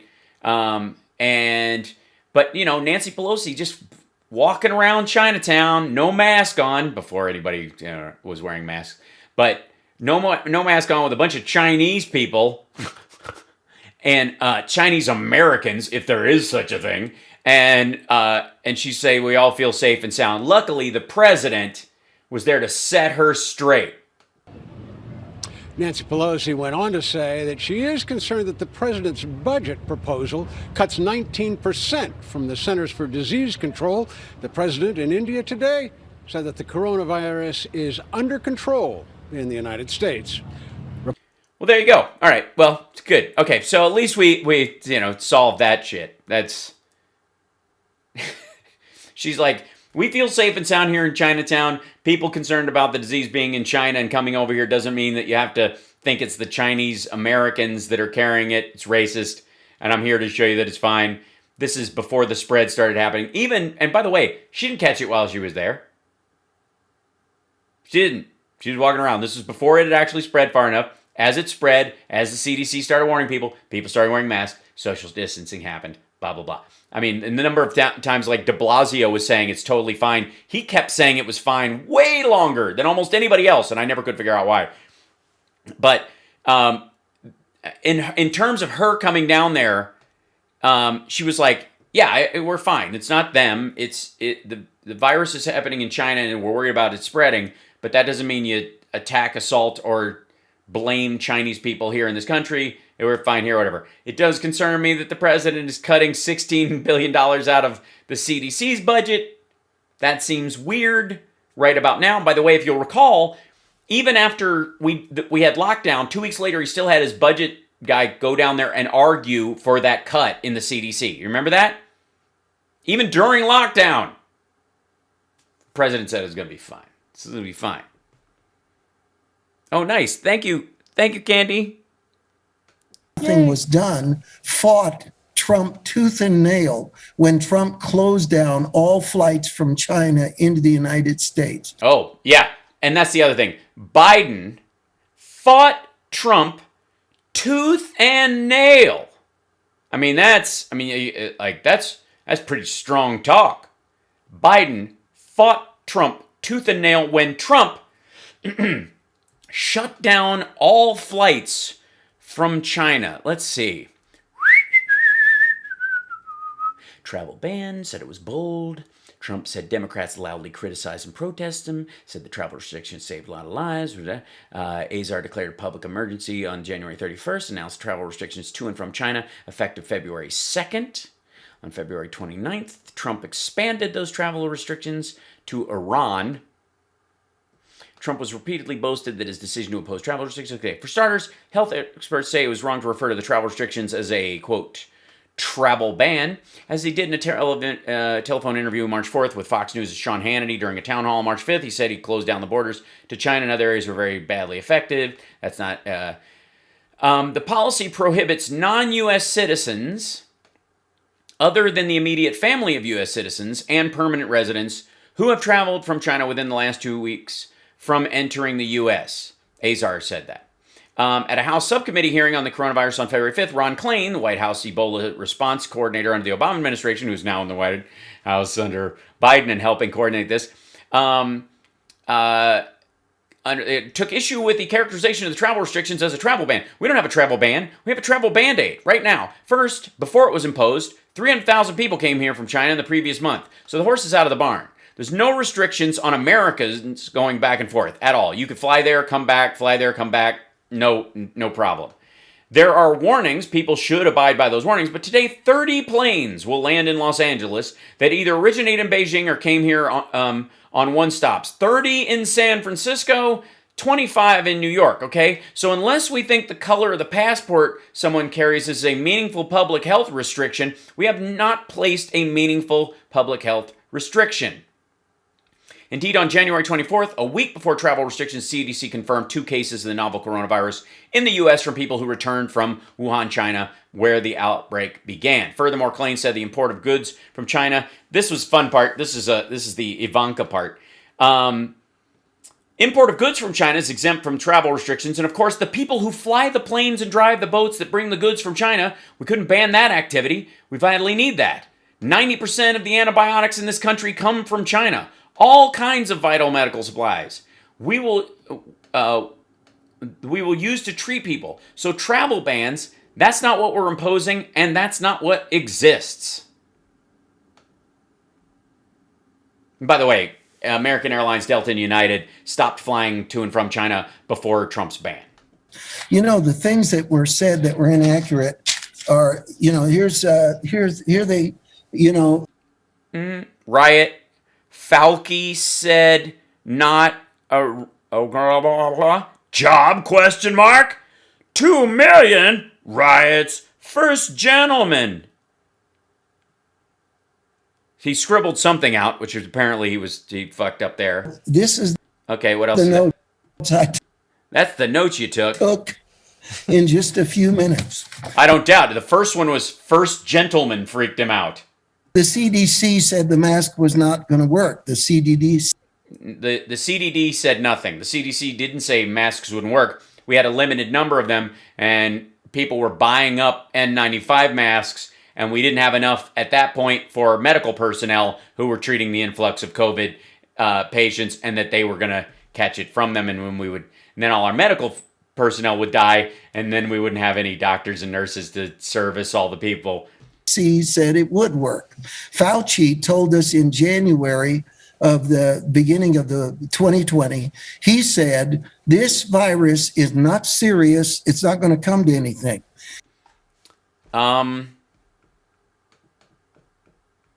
Let's see. Hi, how are you? There's a lot to look up on this one. Fauci, January 2020. COVID not serious. Did let's see. Did Fauci Fauci told us there's nothing to worry about. That's his quote. There's nothing to worry about. Here we go. Former White House advisor Steve Bannon says Anthony Fauci said Senator ago that prevention said Americans shouldn't worry about Corona-19. In late January, Fauci twice said the country shouldn't fret, but both times he added the situation could change. Director of National saying COVID-19 was not a threat to the United States. Fauci told us there's nothing to worry about. Let's see. Newsmax came, Bannon, Richmond, he's quoting Steve Bannon from that thing or whatever. Appeared on a conservative Newsmax TV. Oh, it's with Fauci on Newsmax. Bottom line, we don't have to worry about this one, right? Greg Kelly said, the host. Fauci said, obviously we need to take it seriously and do the kind of things the Center of Disease Control and Prevention and the Department of Homeland Security is doing, but this is not a major threat to the people of the United States, and this is not something the citizens of the United States right now should be worried about. Yeah, if you take it seriously and do the things the CDC and the Department of Homeland Security is doing and suggesting. So Fauci, in a qualified response, said, don't worry right now. You need to take it seriously, and this is not a major threat because there was only 2 cases in the country. Keep an ear open to the CDC and Homeland Security. Fauci gave an interview to John Katzimatidis. What can you tell the American people about what's going on? Should they be scared? I don't think so. The American people should not be worried or frightened by this. It's a very, very low risk to the United States, but it's something we have as public health officials to take seriously. Okay, this is January 26th. So there's only 2 cases. They didn't know how it was spreading. They weren't getting full information. There we go. Fauci said, let's see, isn't something American people need to worry about. Fauci also twice said the virus is an evolving situation, and every day we have to look at it very carefully. So at that point, it wasn't in the country to the extent where people had to lock down and go get toilet paper and water, but we have to keep an eye on it. We got to take it seriously. Our ruling. Bannon said Fauci told us there's nothing to worry about. That's his quote. There's nothing to worry about. Fauci did twice say in January that when there was one reported case in the U.S., that America should not worry about the virus, but Bannon omits an important detail. Both times Fauci added that the situation could change. So we rate Bannon's statement half true. I would rate it false because he said they didn't, in qualifying it, Fauci was saying you don't have to worry about it at the time. We'll keep an eye on it. But that doesn't mean you never have to worry about it. You might have to worry about it. That's what he's saying. You don't have to worry about it right now. There's not enough of it in the country where, people in Idaho have to worry about going to the Piggly Wiggly. But by God, we're going to have to keep an eye on this shit.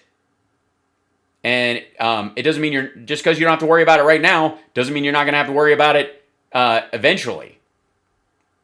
But, he's whatever they're selling. Then they said 200 million people are going to die from this virus. Now, that we had 500,000 is tremendously terrible. It's a horrible thing. If 200 million, I don't know where he's getting that one from. Worldwide, maybe? But to think that Trump didn't do everything in his power to keep this thing. He didn't. He obviously didn't do everything in his power. He wouldn't even act on the Defense Production Act that Biden used just now to produce the Johnson & Johnson vaccine. They could have set that up beforehand as funding available already under the Defense Production Act. They could have done that with PPE.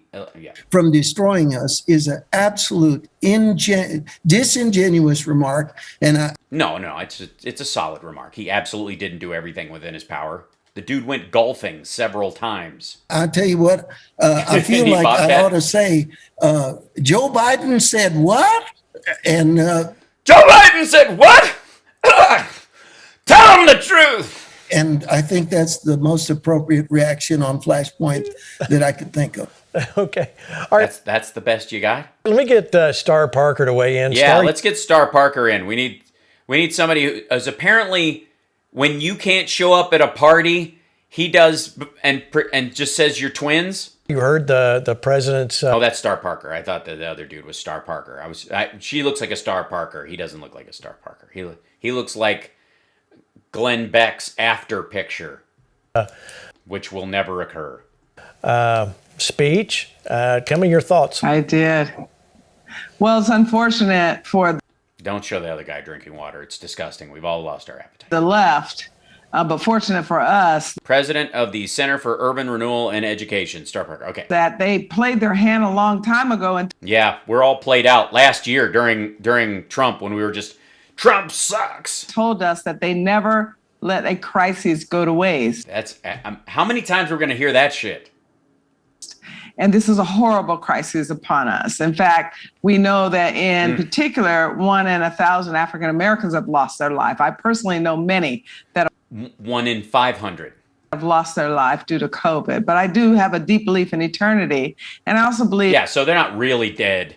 that we know that time is of God's calling, and that means death can come at any point and in various ways. Yeah, so why get it? If man comes up, what was Trump doing fucking around with these vaccines all last year? So why would Trump buy 500 million doses of random vaccines and interfere with God's plan for your death? The challenge that we have is people wanting to not die.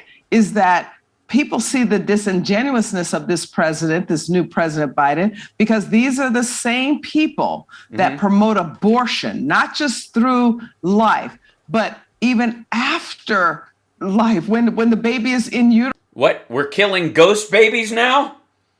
After what? We're aborting ghosts. And by the way, nobody's promoting it. Rare, safe, and legal. You just don't want women to be infertile or die because they're carrying a fetus they can't carry late in the term, and then every other time it's before it actually becomes viable in the first trimester. That's it. Pretty normal. But I understand. God decides when you have a baby, and he decides when to let leaders save your life or not later on. So basically God was just those 500,000 people got, death can come at any time. So God was those people didn't die of COVID. They were aborted by God. And ready to be birthed. We had over 350,000 abortions last year. Have they mentioned that? These are the same. We had 350,000 abortions last year. How many fucking people? How many women do you think are in this country? Jesus Christ.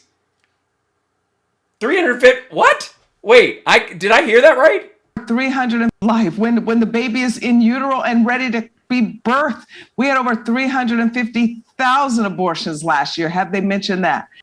No. We have not mentioned that. I have to admit. Someone, apparently, for whatever reason, every man, woman, and child in this country deciding to not bring a baby to term in one fell swoop last year somehow didn't make the news. These are the same people that have believed forever in assisted suicide, that they keep thinking that we should do and promote euthanasia. So euthanasia? Euthanasia? Those are youth groups that go have fun in Asia.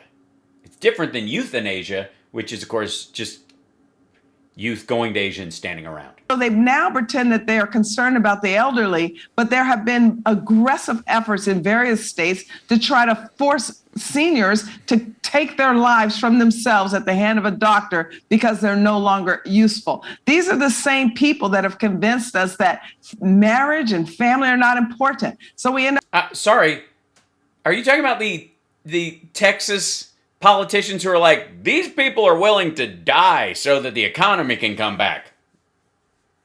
With people in these nursing homes alone. We end up with a society where people are living alone because they don't value marriage and family anymore. So the old people, a lot of them live alone because the women outlive the men. What?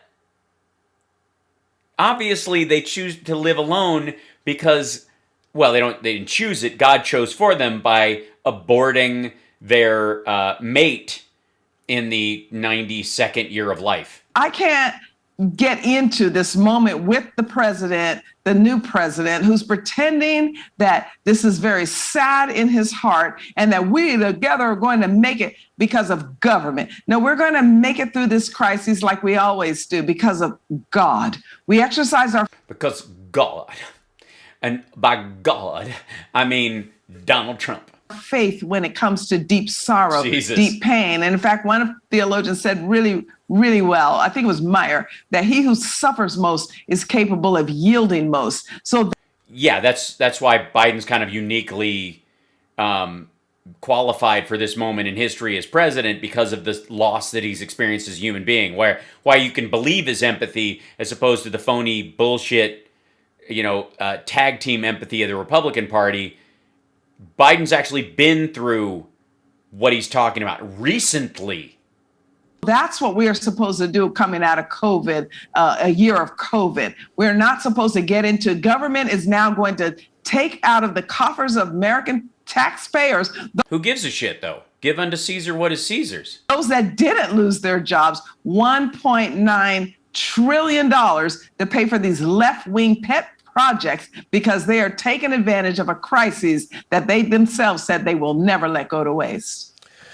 I feel like Diamond and Silk have finally fused into one person, and taking elocution classes or something, and voila.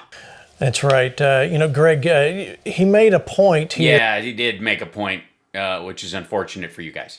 About the, and I want to kind of call this out because we're going to do our own fact checking here. Cool. Except that's all we would do would be fact checking. Greg, well, no, absolutely. I mean, first of all, you did no fact checking on her 350,000 abortions. Beyond that, you are a theological channel. So at a certain point, facts have to die and faith takes over. That is the raison d'etre of everything that you do.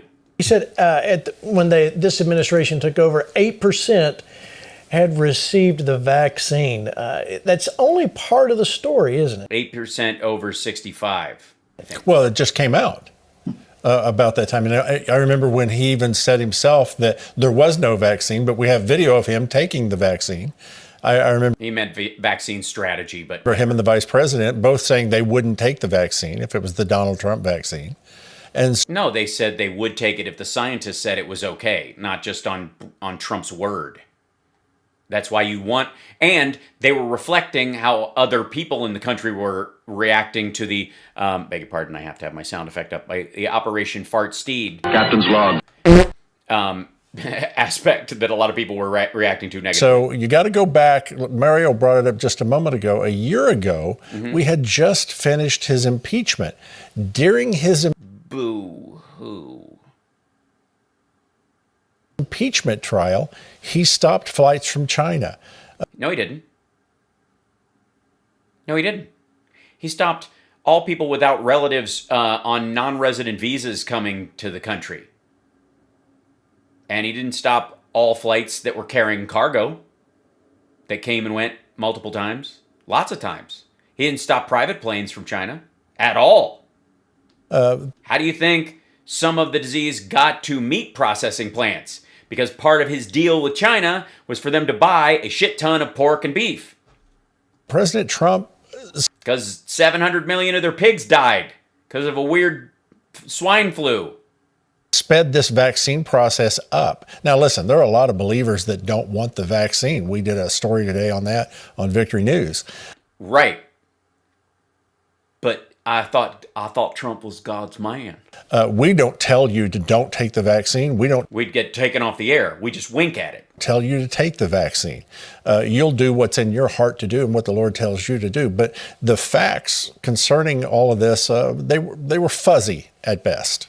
Yeah, absolutely. The facts were fuzzy about the quality of the vaccine itself. All right, we're going to take a short break. When we come back, yeah, please. We all need a short break. We'll jump over to one of these other things. Hold on. Oh God, dude, I can't.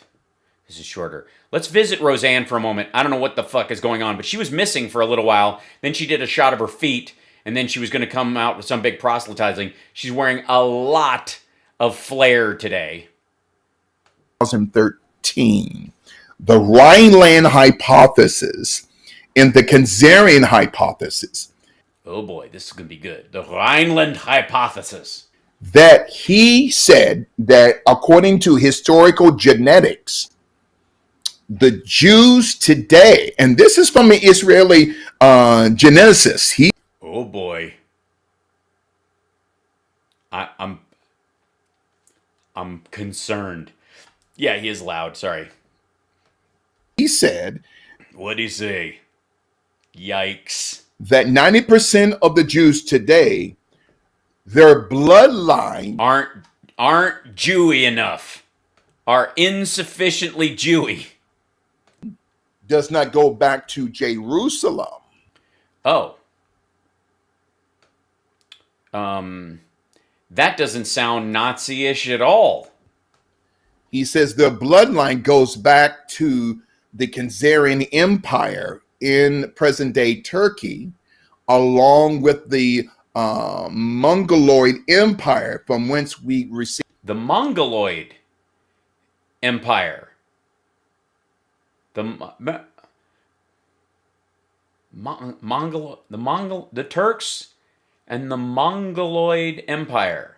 Jews come from Turkey and Mongoloids. This is going to be fun. Holy shit. See Genghis Khan. Genghis. And so Genji. he came under fire.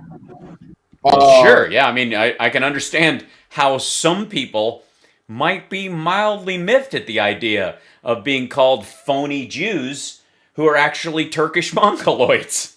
I don't know why anybody would be sensitive about that. From the Anti-Defamation League. Yeah, which, I mean, are you really worried about them? No, they're not real Jews. They're Turkish Mongoloids, right? Fucking hell. But the I know he means Mongolian, but he should say Mongolian because Christ almighty. Defamation League, they do great work. I'm not, what I'm about to say, Mom, I'm not castigating them. No, they don't. Oh, she will. Jeez. I'm not saying bad things about the ADL. I will. That's No, right. they don't. Right. But the ADL was initially Boy, designed. they're making some mistakes here and there. Sometimes they do good, but I've seen them make some mistakes over the years. And yeah, no organization makes mistakes. What's their biggest mistake? Actually, not being Jews, apparently. I don't. They've got a real imperialist point of view.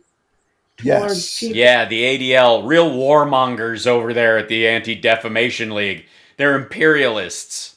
I don't even know. People who are Middle Eastern. Huh? And they think they speak for them and they don't. And it makes me sick. And you know what? That's so imperialist. It's a imperialistic psyop.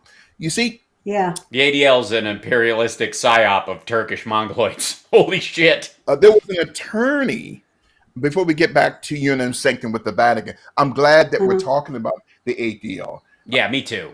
Concerning their connections with the Rothschilds. Yeah. Are the Rothschilds real Jews? Or are they Turkish Mongoloids? I don't know. Is anybody keeping track? Does anybody have a giant wall covered in Post-it notes and anti-Semitic phrases with string going between them and tacks all over it? I might need to consult it to know what this shit is going on. Now, the death of Abraham Lincoln.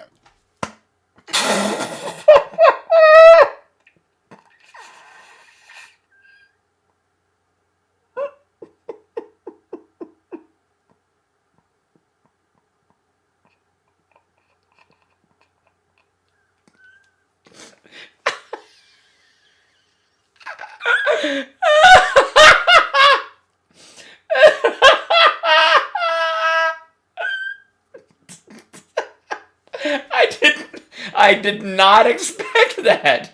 I was like, who yanked the wheel?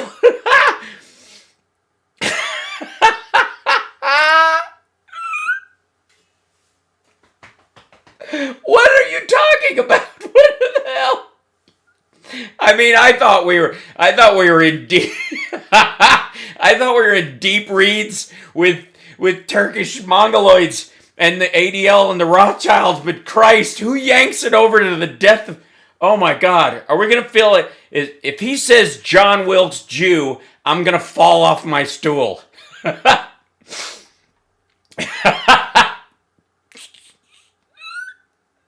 have no idea what the fuck that is.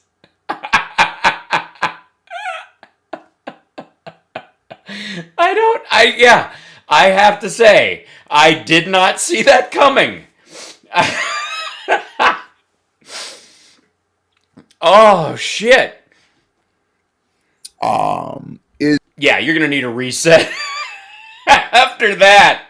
Wait, look at this lead up, just so you don't think I did some sort of weird cut on you guys. Before we get back to Unum Sanctum with the Vatican, I'm glad that we're talking about the ADL concerning their connections with the Rothschilds. Now, the death of Abraham Lincoln. I don't know what. He was like, put a pin in the Vatican and some shit. We'll get back to that. But holy God.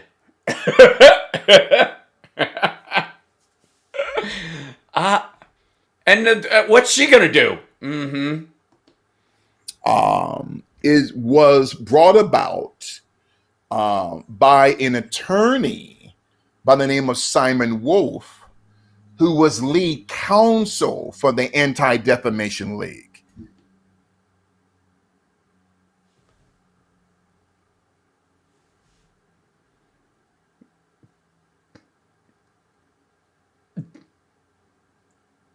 What? Okay, going back from 1861 to 1866. Yeah, but that was a really bad time for the ADL.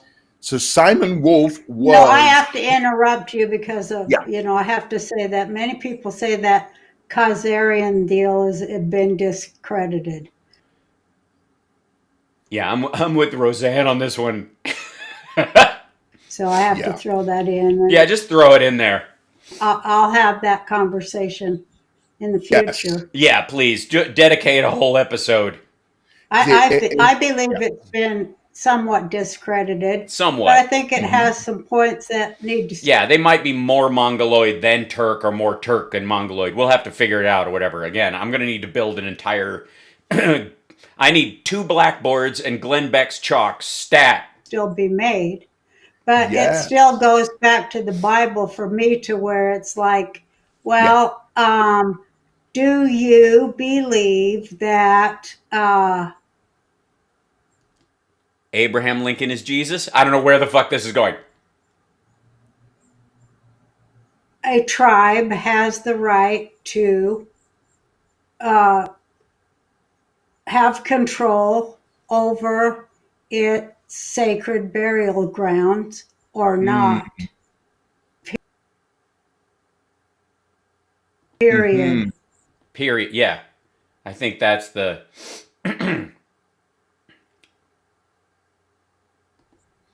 That's what it really is all about. Corporate takeover of tribal rights regarding sacred burial grounds and resources under those grounds.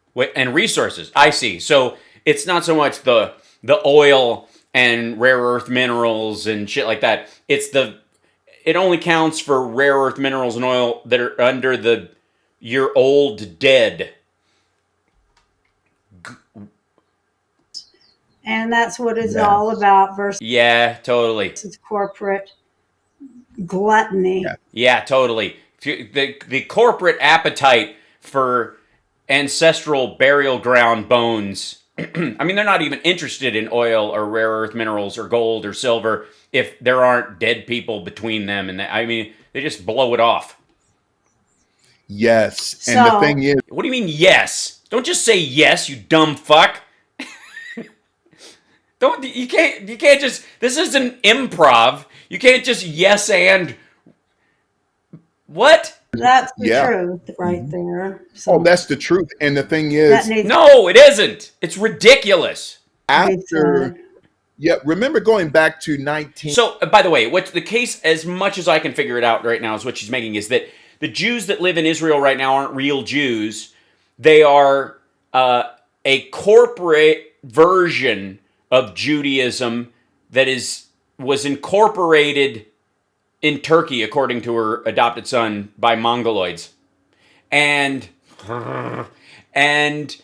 the real Jews are buried in the dirt or have been kicked out and don't have access to the burial grounds. And the corporate Jews have just taken over Israel so that they can deny tribal access to the burial lands and whatever resources might be. I don't know what the fuck. 1917, the Balfour Declaration. Yeah, well, they all go back. They think they know, people think they know what they're talking about, but they often don't. Truer words were never spoken, Roseanne. Thank you for that moment of clarity. I'd love to have the convo. Exactly. I know a lot about it. That's right. I would love to have that conversation with you, but I don't smoke weed, so I would get bored very easily when you ran out of reality. So arrogant and imperialist in its.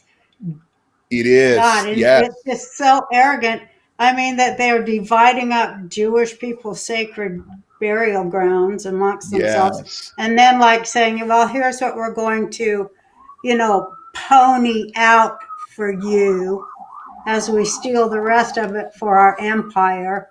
And then we're going to an empire of burial grounds. Call that international law, bitch.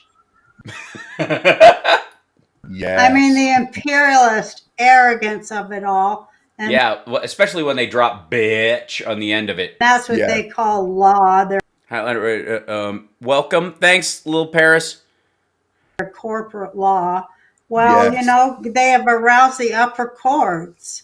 They have aroused the upper courts. And, you know, God, just a point where the Lord, he's just like, hey, you tried to spit in my eye and I ain't going for it.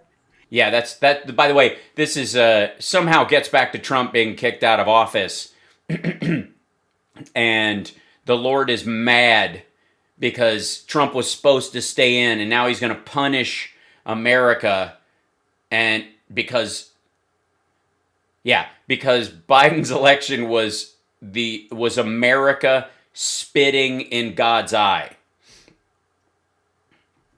And I had that dream. Now they're trying to spit in my eye, Roseanne. I go, Lord, that's what I've been trying to tell you.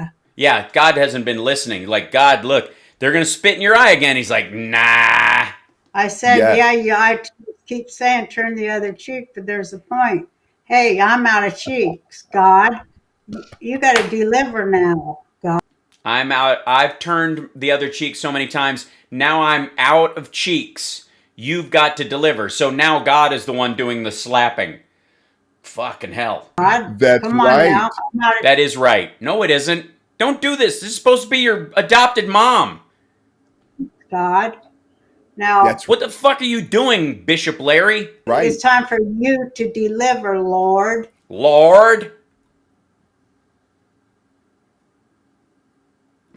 Yes. And you know, because the Lord is shamed into it, because we shamed him with our Lord. You said there was law.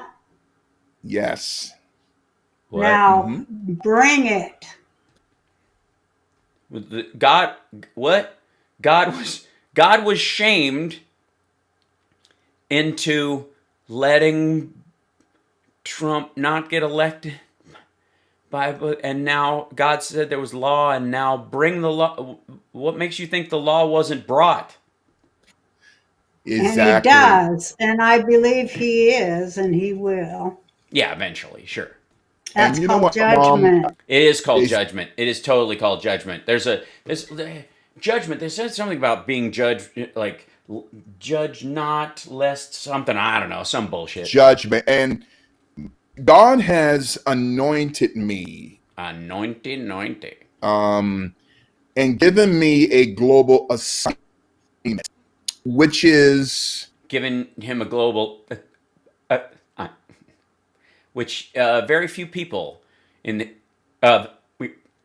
get a global from the Lord, which is not easy. Apparently, God didn't want you to tell people you had a global assignment. Would not be easy. God is free will, but not free Wi-Fi for the average person. And that assignment, well, that's good. I'm above average, so we should be fine. I think I can handle it. Fire away. Is to dissect historically the differences between a Hebrew and a Jew. Okay, I got it. I'm out. I'm out. Dude, I don't know what is this? What the fuck? What the like, even she looks like I look right now. Huh? I can't. I'm gonna get knocked off of all channels just for reacting with a natural, normal, healthy mental response to this insanity. It's the weirdest anti-Semitism I've ever seen. You're right. What is this? Is this the moment where we're seeing Roseanne join the Black Hebrew Israelites and go, yeah, they have a point. The ones that shot the Jews in the Bronx? I mean, honestly, you can't argue with results. Seriously, what is this? Like, I'm full on, okay, I can't, Uh-oh. She lets her hair down later. Boink. Uh-oh. People are reminding in the chat, by the way, to please hit the like. 3 thumbs up and a heart. Let's see what the chat says on Roseanne's. Let's see. I can't pop it out. They won't let me. Let's see. We got cloning centers are real. YouTube must be watching this. Have to wait. Right, Rosie? Exactly. The famous of media can't say too much. All this info fascinating. Oh boy. This is why they killed Michael Jackson. He was about to shred all the record labels. Oh boy. I don't know what they're talking about. We're about to find out. So don't be putting me where the guilty are. There you go. Because I work hard not to be there. So yes. You mind your own business. When people is accusing me of something, I know they're guilty. Well, I'm only really accusing you of smoking a shit ton of weed without any of the without any regard for the ramifications to your thinking process. And I don't smoke pot at all, so clearly that theory breaks down. Now, these are the eyes that God has given me after 70 years of sniffing out first-class bullshit from the front row. Why are you front row at the bullshit show? The first time they accuse me, I know they're doing wrong because I don't do anything wrong. Oh, okay. Well, then that's it. Guys, she doesn't do anything wrong. I mean, she tells, people that, there are cloning centers and that, you shouldn't take the vaccine and Donald Trump's still president and he was sent by God and she was promised by God that Trump would still be president and stuff, but she didn't do it. And she goes on live streams and tells people that, but she doesn't do anything wrong. But she can sniff bullshit with her eyeballs. I do some crazy, stupid shit, but I don't willingly ever. She does crazy, stupid shit, but she doesn't willingly do it. She just lets her freak flag fly. Or do anything wrong on purpose against the law or another person. That's right, Mom. Dang. Because I don't want it coming back on me. Well, that's not why you don't do bad things to people. That's just self-interest. That's not moral. If karma or being caught is your only reason for not doing something, you're not acting with any kind of ethic. Know what I mean? Like, why? That's like, it's not, morally I won't hit my own hand with a hammer. It's not a moral decision, just self-interest. That doesn't make you a good person. If you don't want it to come back on you, the reason you do nice things for other people and you don't do bad things to them is because it would be bad for them. And you have an empathetic reflex and can recognize that. And you can put their needs ahead of your needs in terms of anything that might harm them. I mean, after the earlier shit, I don't think I'm gonna change it. That's right. No, it isn't right. It's self-interest. It's ego. Nick Cannon spoke of all Jews. He was wrong. Yeah, Nick Cannon. If he'd have just said most Jews are, murdering black people, he'd have been fine. Went over the edge. Yeah, the edge. That's what it is. He went over the edge. Now, had he just stuck the Rothschilds, like I do. Yeah, just selective Jews. I don't brand all Jews. Just 1%. Do they wear a certain kind of hat or a patch? Maybe you should put a patch on them so you know which the 1% of Jews. Is it just the richest 1% of Jews? In which case it would just be the 1% across all races tend to be, self-involved. Well, no, because she's in the 1%. Right? One crime family. It's one crime family like the Sopranos.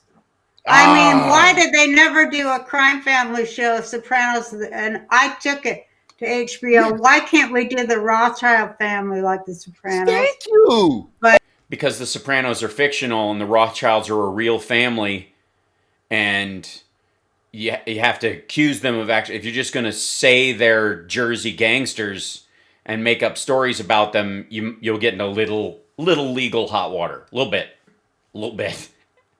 but they were not. They were too afraid. Yeah, they're too afraid to brand an entire family and their family line and their name with a fictional show of them being murderers and gangsters. But I wanted to play the prima donna of the Rothschild family. What? Yeah, I believe that worked. That actually, I would watch that. Be canceled. Guess who? But I couldn't get thin enough. That's right, Mom. Well, guess who was financially subsidizing the ADL? Oh boy. Mobsters like Meyer Lansky. Oh, Meyer Lansky, though, was such a genius. You know, yes. Well, yeah, I mean, he was obviously a real Jew, not one of the Turkish he talked about numbers, this guy, but he was on the wrong side, of course. But think if he was on the right side, what he could have done. Can you imagine, like if all these evil people was to give me all their ill-gotten money they stole from everybody, and then I could get somebody the likes of Meyer Lansky's brain, except for he went right because God fixed him. Yes. And I could get somebody who knew that I'd have this world fixed straight in what you say 9 months. That's right. Well, yeah, because you'd only have to kill like a third of the population. Because then, once Roseanne is of course our authoritative hive queen, and she can eliminate those that she wants and elevate those that she wants, I think we all like to think we'd be on the right side of things. But I don't know if my genealogy goes back to a Turkish Mongoloid. I mean, I've got my 23andMe, but I don't know that she would accept it. I think she'd probably try to kill my clone. See, these guys in the Kanzerian Mafia, Busky Siegel was a genius. Absolutely. Meyer Lansky. These guys could have been presidents of corporations. They were presidents of corporations. Could have been the director of the Federal Reserve. Right. Okay, but they ran their own monetary system. I understand where you're going, but they had supplied money to the ADL. You don't hear that from the ADL. Well, yeah, I mean, and Al Capone had orphanages. Does that mean orphanages are inherently suspect? With Mo Dalitz, Busky Siegel, Meyer Busky. All right. Lansky, okay. They supplied Meyer Lansky, the greatest criminal mind ever. But if he only would have gone straight, he could have saved the world economically. Thank God we're not repeating the same talking points twice. I'm skipping ahead. I don't know how they wrap this shit up. Oh man. But it's hard to find any woman that's not broken. Since it's every woman's been so damn lied to and ripped off. Tell it, sister. It's hard for any woman to trust anything. Of course, it's the same way for the men. What in the hell are we? Well, yeah, because all the men were raised by women who were ripped off by some man, and therefore the men come up damaged because they were raised by a woman who was damaged by a man who was raised by a woman who was damaged by a man, and nobody interrupts that damage and decides for themselves that. So, yeah, I mean, it's a never-ending cycle, Roseanne. Thanks for pointing it out. Going to do? You said Trump was going to come back. What? Let's go there. Yeah, let's go there. I guess this is what ends the show? Shit. I got to have some hope. Yes. I've got to have some hope. Yes, I believe he's coming back. When a lot is of people this don't think he's nightmare coming ending? back. Oh, we got to end this nightmare with Joe. I mean, it's just... Yeah. So it's this nightmare. Don't try putting Kamala Harris in there. Kamala. Oh, see, that's their plan. Yeah, that's the plan. That was what the 25th Amendment had nothing to do with the fact that Trump was losing his friggin' mind and screaming at the walls and and rage tweeting and planning an insurrection and try and get people to throw the election. They were afraid he was going to nuke somebody just to start a war. He was even sniffing around starting a war with Iran so that he'd have a justification for suspending the inauguration, shit like that. It wasn't that the 25th Amendment was about. It was because the Democrats are planning on just making Joe rubber stamp some things, and he would step down and Kamala would take over. That their plan is to put Kamala in. Right. Okay. Is to. I think they're going to get Hillary. Kamala's going to choose Hillary, or is it That's Pelosi? what's going to happen. Really, That's what's going to happen. Okay, so good. All right, well, everybody put that on your chart. Biden gets 25th Amendment because they mistake his stutter for real dementia, and Kamala hasn't known him that long, so she just says they all gang up on him. And she becomes president, and she puts Hillary Clinton in as her VP to guarantee, and then Hillary eats Kamala. She and Huma Abedin drink her blood, and then they take the election. They use her a physical puppet. I don't know. He'll tell us. Yes. You see, when Joe had talked to Jake Tapper of CNN, I think a month and a half ago, and he's running his mouth, and he was saying, well, if I get a disease or I get sick, I have to resign, and Kamala will have to take over. And Kamala was saying, no, don't. And so their plan is to get Joe out of the way, get Kamala in, and Kamala gets this second Jezebel. There's two Jezebels. Devil. Pelosi. Hillary Clinton as vice president. So no, Hillary is Jezebel number 2. This time it's personal. You have two women. Ew. What? What? That can't happen. 2 women? A woman president and a woman vice president? Blah! What a horrifying situation. Roseanne, set him straight. That can never happen. You see, that's the plan. Yeah, plan. 2 women, which is the end of America as we know it. It's not going to work. That's their. No, it's not going to work. I mean, obviously, they're chicks, right? They can't work together. Plan. Joe's not going to last. Yeah, that Joe's not going to last. But you got these traitors like Mitch McConnell. Oh, he's worse. He's okay. Is he the 3rd Jezebel? He's married to a big Chinese woman as well. Well, she is big. She's about the same height as him. Priscilla Chan, who's a member of the Confucianist Institute. The Confucianist Institute. Out of China, the Confucianist Institute that was created. She's one of the dynasty families. She's like the Rothschilds of China over there. Yes, that's right. And the You Lee think family. these dynasty families are? Yeah, the Lee family. You think they're going down these the dynasty families? 10 families or however many are left. The Windsor family went bye-bye, didn't they? Yeah, they went by that, and they're saying Queen Elizabeth is no longer the queen. That's seal. Are they? Oh, on the gates outside of Buckingham Palace to seal the queen's down. I know. Why? Where the hell did they? What are they doing? Like cleaning it or something? She go? See, that's the $1 billion question. We don't know. No, I mean, we don't know where she is. She apparently in Buckingham Palace. Wouldn't think. And she might have been replaced. You see, the house. Yeah, she might have been. I mean, Well, not the House of Windsor. No. They're really the House of Saxe-Coburg-Gotha. They were related to the Romanovs. Right. Black Widow's family. And the Romanovs were related to Kaiser Wilhelm which is connected to the hip bone. Kaiser Wilhelm dynasty out of Germany. I got his head out in my garden. Oh yeah. No. Oh. Well, when I bought this place, they had a bust of Kaiser Wilhelm. Yes. It used to be on the embassy of the Hawaiian German embassy here in Hawaii. Yes. You what? So I somehow inherited it, and I thought, well, ain't that something that I own the head of Kaiser Wilhelm? Yes, that's something. Ain't that they're something? all related. Yeah, you see, they're all related. Yeah. Yeah, they are. They're all related to the statue she has in her garden. Fucking hell. It's all the same thing. Oh, get to it. How's Trump coming back? I don't need this hip bone bullshit. Bishop Larry Gators, tell your mom how Trump is going to be president again.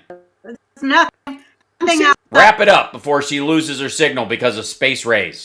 that matrix exists, and people act shocked, but it's never been different. She says the matrix exists just as she pixelates. Coincidence? I think not. You know, and this is Well, when are we going to get it? The world is slowly waking up because slowly, very, very slowly, very slowly. It's going to wake up right about the time Trump passes away in about 8 years or so. They've had us asleep. Yeah, for centuries. You know, but they've had us asleep for centuries. So we managed to create democracy and fight off the Nazis and that kind of stuff in our sleep. Fuck, we're good. This matrix, God has anointed and called me to unplug us from this program. Yeah, unplug me. Pull it out. What? You know, when we look at the Crack News Network. Oh, you're doing it. Thank you so much. And with you are. Crack News Don Network. Sweet Tea Lemon and Christopher Freda Cuomo and Rachel Mad Cow Maddow and MS. Rachel Mad Cow Maddow. Yeah, because I get it, because she's really angry when she speaks and she lashes out. Oh, that's Mark Levin. I always get them mixed up. So we're waking up. Yeah, just in time to have COVID, apparently, Larry. Well, you're talking about bullshit. You know, your own culture and power, how it works in your own culture, which nobody would dare. Nobody dares talk about that one. Right. That's some heavy duty Mom. stuff, and you are doing it, and it's so brave and so educated and so wonderful for you to be addressing, like, you know, the power pyramid of Black power. Of what? And the Black power structure, the crab he's barrel. attacking the Black power structure? How it really works, how it serves the whole, how it really the works. whole beast at large. How there's no way not to serve the beast. So if you're Black, there's really no way not to serve the beast. Holy shit! I thought we dodged a bullet when we skipped through the rest of the anti-Semitism. God, what the? Quit joking about it, pretending. There's no way not to be part of it. So what are we going to do, people? What are we going to do? Well, obviously bleach the Black people so they can sneak away under cover of white. What? I don't. Well, first of all, we could start listening to everything with a different point of view. Yeah, right. Listen to everything.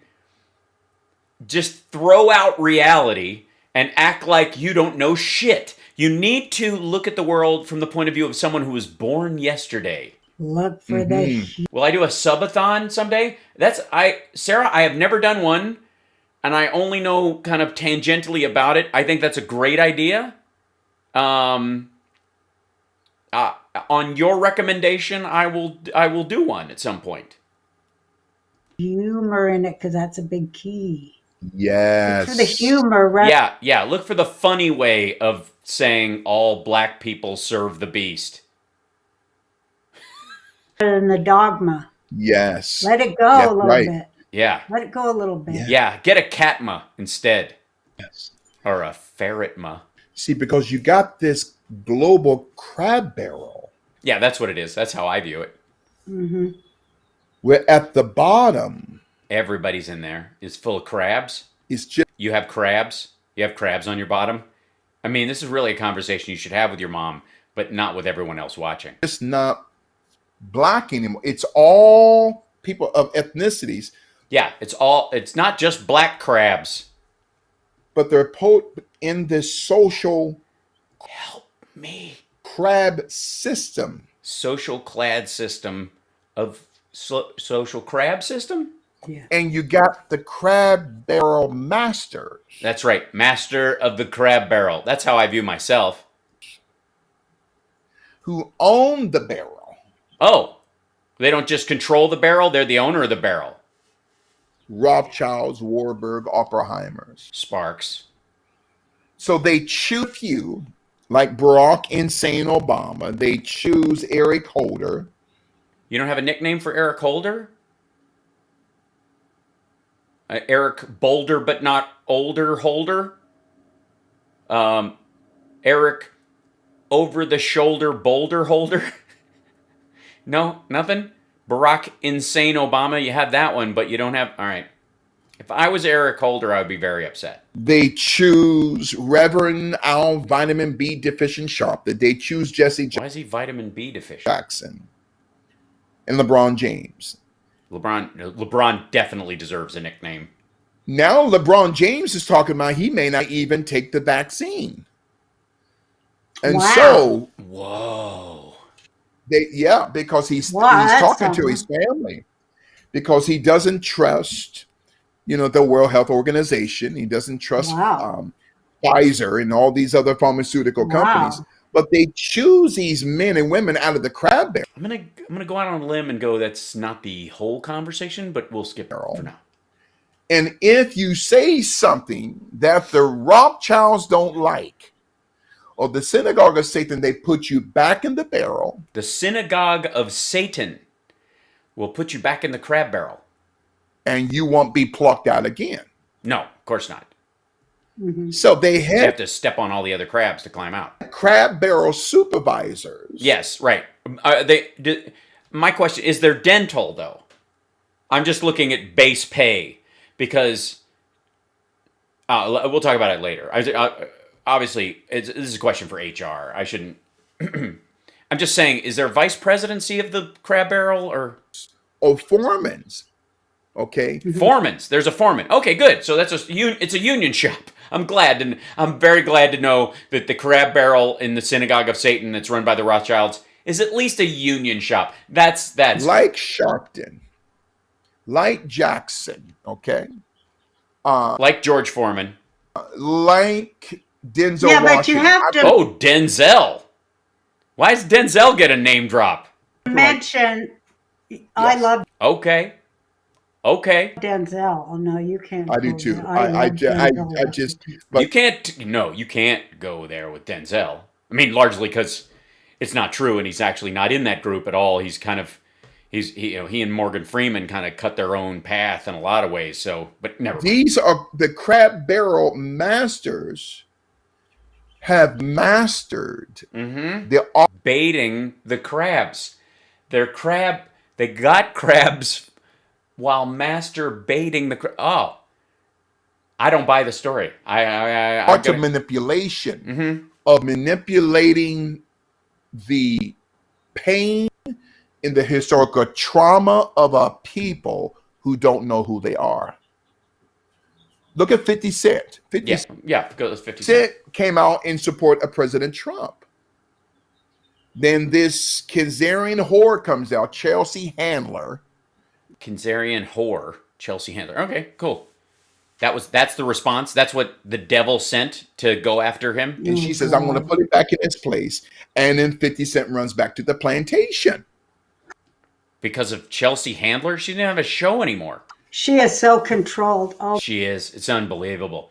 Oh my God. Oh, she's so controlled. She's so controlled, she lost her show that was put on the air by the Quinceañone Rothschilds. She's so not even funny. She's not even funny. A real comedian. She's not even a real comedian. She's not like you, Roseanne. She is so controlled. But the crab barrel is okay. Don't let. You got off the crab barrel. Fucking hell. So sophisticated. It's a very sophisticated barrel. It's not your standard oak barrel, 2 rings, bottom, no top. It's really more like a crab still. In the 19th, it's like a crab Apple Watch, and the crabs are circuits. I'm gonna faint. This is ridiculous. 54 book called "The History of Sigma Pi Phi," or the History of Sigma Pi Phi. Boule. So the Boule Secret Society is the Black Skulls and Bones that was created and designed on the 4th of May, 1915, in Philadelphia, Pennsylvania, the hometown of Kobe B. Bryant. Yeah. With Rockefeller money. So the hometown of Kobe Bryant started with Rockefeller money. So, okay, I'm losing oxygen in my head. This is fucking ridiculous. Cut to right now. Yeah, cut to right now, please. Thank you, Roseanne. Get us back out of the crab barrel. And how is Trump? Thank you, Foggy Ozark. Yeah. That same town in this time. 2 hours of this shit. You're lucky I cut to the end. Cut to that. With the boule now? Yeah, no. Cut to Trump being president again. You talking about with the boule or with the barrel? Yeah.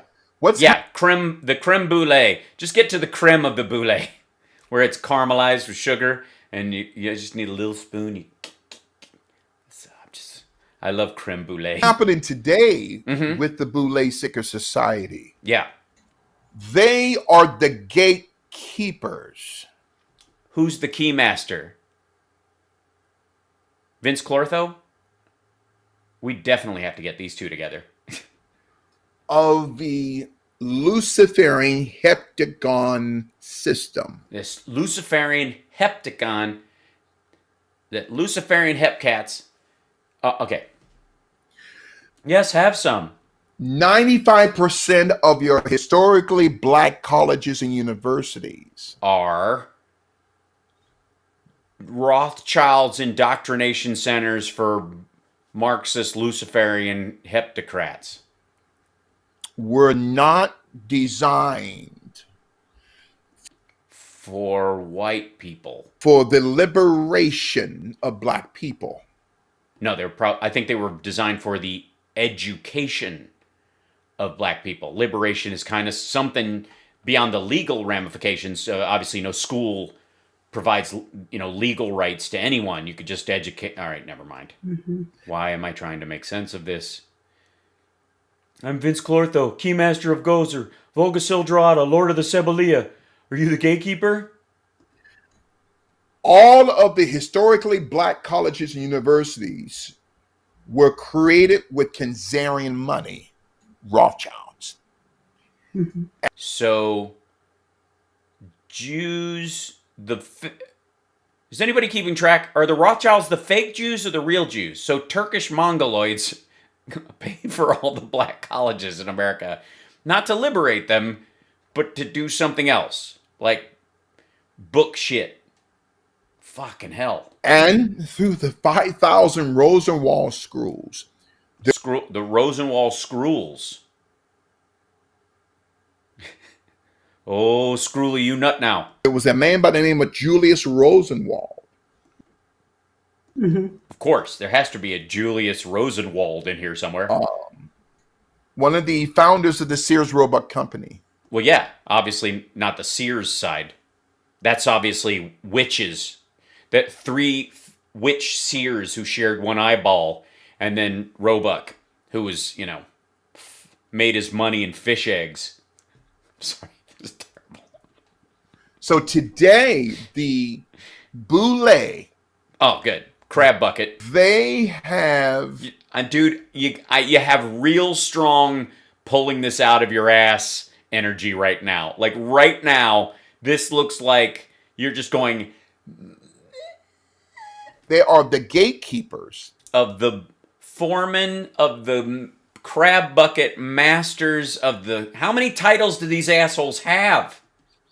Their sole responsibility is to protect the Jews from black people learning how to liberate themselves, and therefore the schools are a trick created... I can't.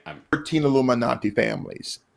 So you have 9 Greek letter secret societies called the Divine Nine. The Divine Nine fighting. So the Divine Nine is black. No, I thought the Divine Nine was, when Hitler denied Christ on the Mount. 9! Do you know this man? 9! You sure about that? 9! 9 black. In the German translation of the Bible, the King James Version, I'm fairly certain that's how it reads. Male, female, fraternities and sororities Under she's going to need a sip of something or a smoke at this point. Boule.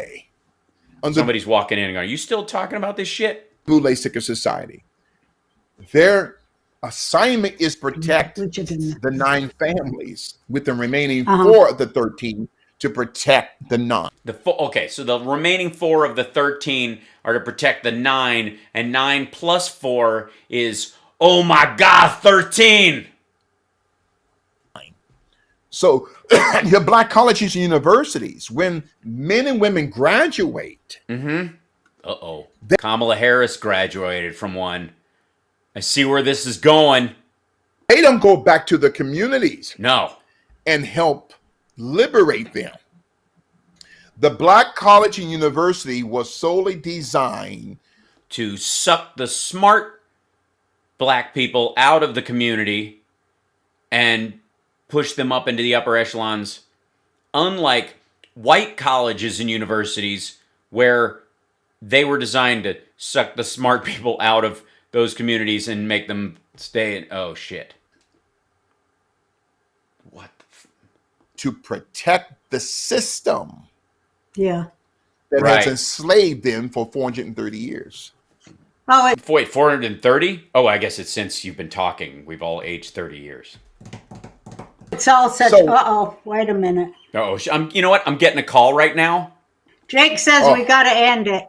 Yeah. The Rothschilds are pissed. We got to wrap it up and end it. We've been on here for 4.5 hours.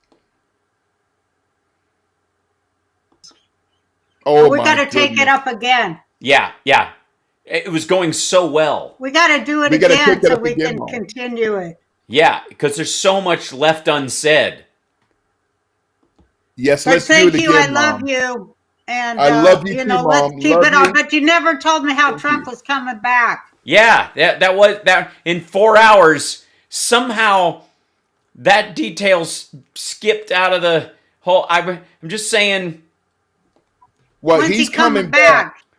He's coming back in 4 years. He's coming back in 4 years. He's going to build the Patriot Party. Oh yeah. Crap. He's going to build, and he's going to be in for 8 years. He's going to build on the Tea Party. He's going to come back in 4 years, and which would be 3.5 years, but because he'd have to run again and all that shit. And then he can't be in for 8 years. He'd have to violate the Constitution to do it. Well, God will fix it. God makes things right. He's going to build the Patriot Party. He's going to design his own social website system. No, he's not. That's going to destroy Twitter and Facebook. No, it's not. And he's going to design a Trump TV program, right? Yeah, Trump TV program. It's going to be awesome. A conglomerate. Well, what are we supposed Trump TV program conglomerate. to do for the next 4 years? Yeah, what are you supposed to do? How are we supposed to live through this? The devil, and there are pedivores, lizard people running the government. You're telling me to hang the fuck out and wait for Trump to start a TV network? With this Joe Biden.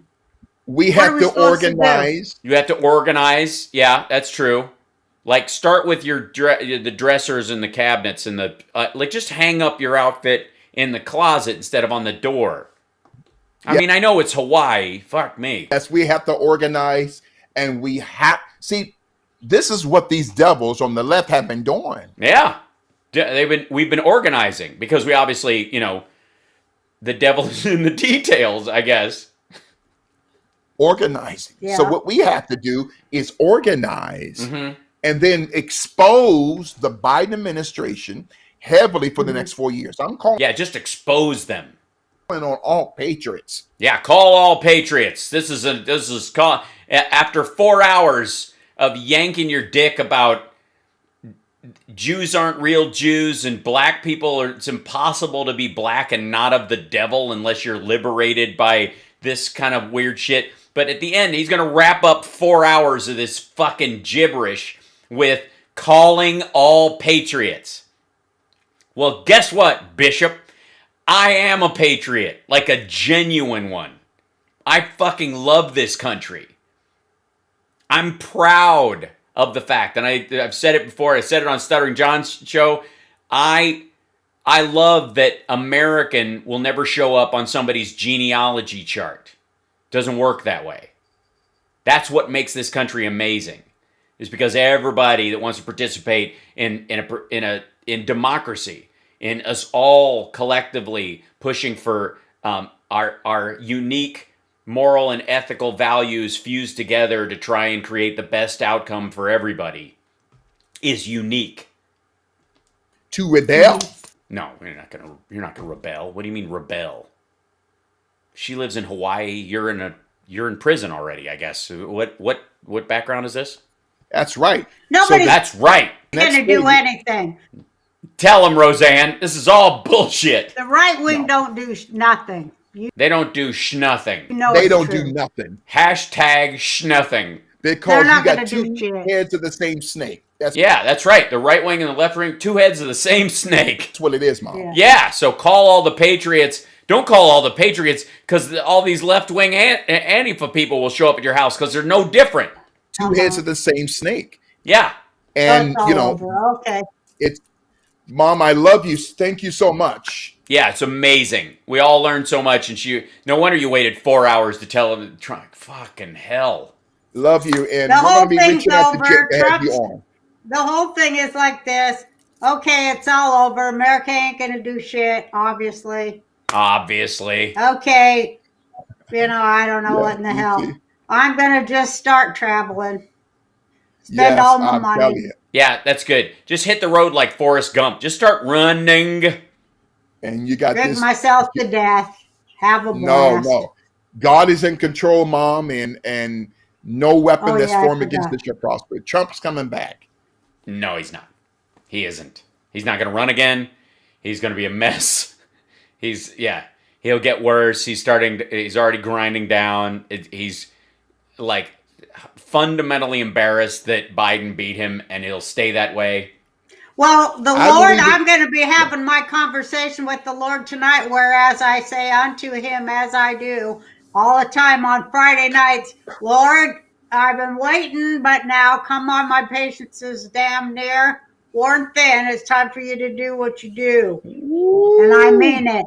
Yeah, it's always good to threaten God for not answering your prayers specifically. I believe the Lord has a plan that he is playing out in heaven, and he is in command of all things. But I'll be goddamn if it isn't the one I was asking for, and now fuck him. Like, that is essentially what we're seeing. Fuck. I mean it. I'm almost 70, and I'm a Jewish woman, Lord, and you know what that means. No, I don't know what that means. It means you're equal to all other humans on the planet. All are glorious in the eyes of the Lord, I guess. You don't look 70, Mom. Younger. Because the hand of God is on you. Really? Did she give consent? With your beauty and with your wisdom, and your children, including myself, were blessed because of your wisdom and your understanding. And we thank God for you. And I can't wait to come back, and we're going to have you on our radio show, our TV show as well. Yes. Because I guess if we're hopeless, that means here's our opportunity to create hope for each other. That's right. Yeah, just have a hopeful jerk. So let's fucking do it. Let's get on it. Yeah, let's just get on with fucking hope. Have to create hope for I each love other. y'all. Bye. See you later. Too, Mom. God bless you. This is where I'll get to see the end of a. This is what FaceTiming Roseanne would be like. We're going to talk. Okay. Wow. We went way over tonight with that stuff. We barely have any time. Couple seconds of Marsha Blackburn. That were bipartisan. This one, with the Democrats in charge, with Joe Biden in the White House. What in the world? Stop. Oh, that's Stuttering John's song. I was like, what the heck is playing in the background? Jumps to the next thing. Yes, Senator Blackburn. Can you do the impersonation of a blow-up doll? Excellent. Totally partisan and not. Well, that's because you guys voted against it. The Partisan Act was Republicans voting lockstep against it, even though a majority of if a majority of your constituents support a bill and yet none of you vote for it. The lack of bipartisanship is 100% you. One single Republican vote. You did have one Democrat vote against it in the House, but 91% of this bill has nothing to do with COVID. I love this talking point. They definitely they workshop that in their little gatherings. Right. 91%. 9% goes to COVID and COVID relief and what the American people are for. But are they for a major plus up in Obamacare, the biggest ever? No. Are they? Yeah, actually they are. For student loan forgiveness and for giving loans to socially disadvantaged farmers? No. Are they for? Why aren't they? Why would the vast majority of Americans not be for loan forgiveness for socially disadvantaged farmers? Does America have a? Honestly, does America have a big chip on its shoulder about socially disadvantaged farmers? Arts, humanities funding right now in the middle of a pandemic. We're not in the middle of a pandemic. A, there never was one, according to you, and it's over anyways. And I mean, at the end of a pandemic, that was never a pandemic. And the answer is no. They're not for that. They're Then why are they 71% in favor of the bill? for making certain that people that lost their job through no fault of their own. You mean like people who work in the arts and humanities in the facilities that they work in, so that if their facility gets shut down or sold off or becomes unusable because there's no audiences and the like, that those jobs don't count. I see. People that have small businesses that need another round of PPP, Right. They want them to get some help. They are.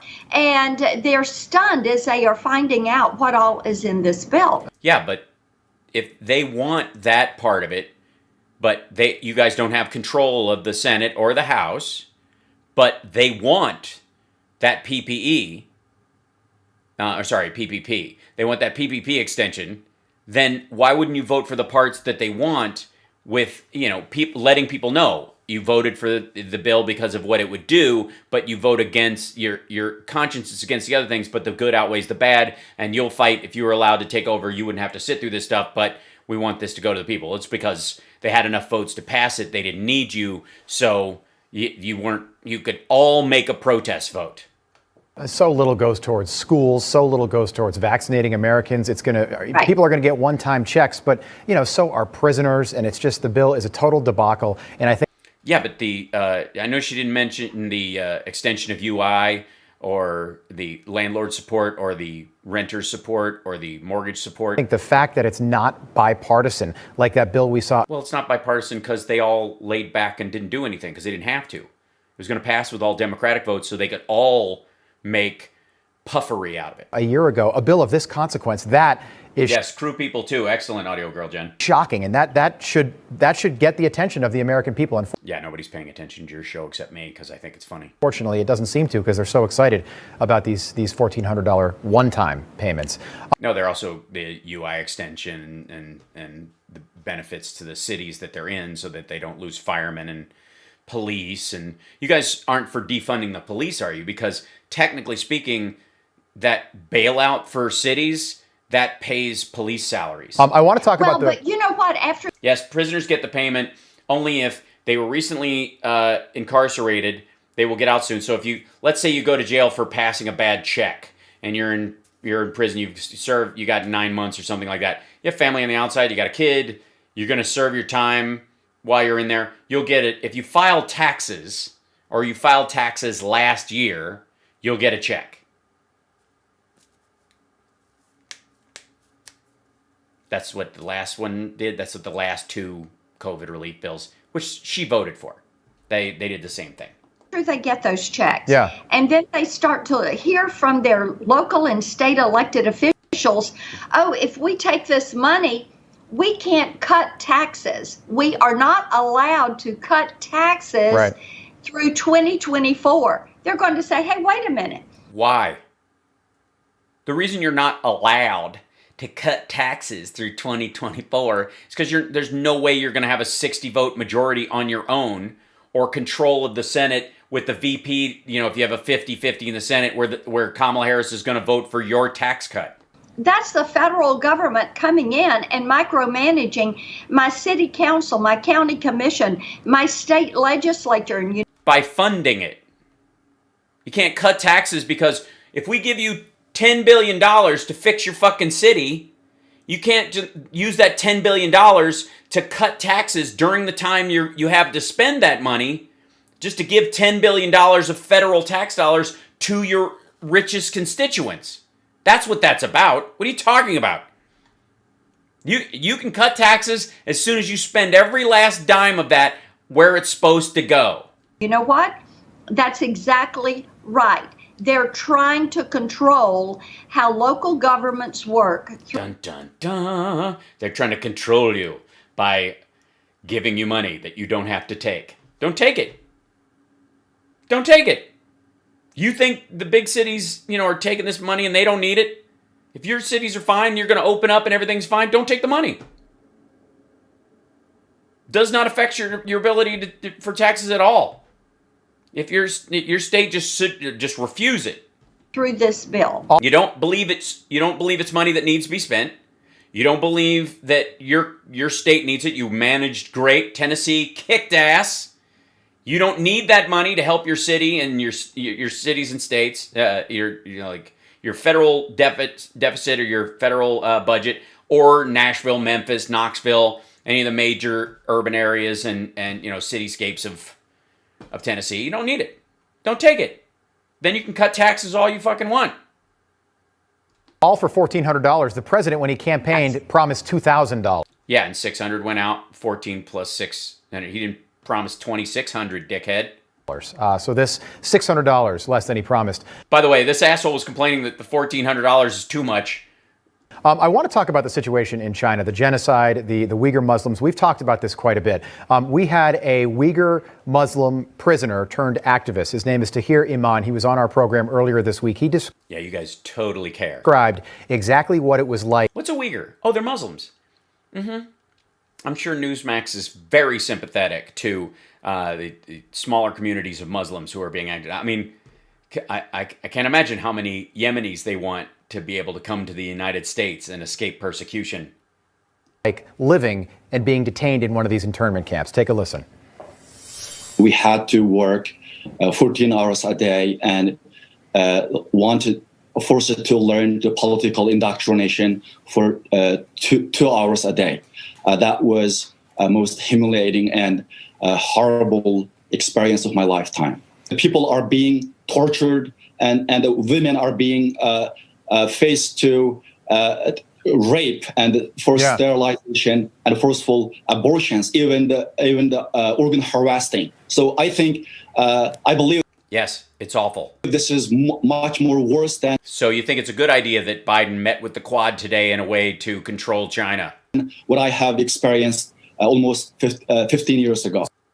Senator, we had the Nuremberg trials after World War II. That's when the word genocide was first applied to what the Nazis did during that Second World War. We had a convention in 1948 called the Genocide Convention, where many countries, including the U.S., signed a document saying we promise to hold countries accountable and put an end to any genocide from here on out.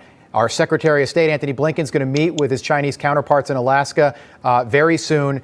Do you expect them to hold China accountable in any way at all for the atrocities currently happening in China? Nah, probably not. I mean, honestly, we're gonna.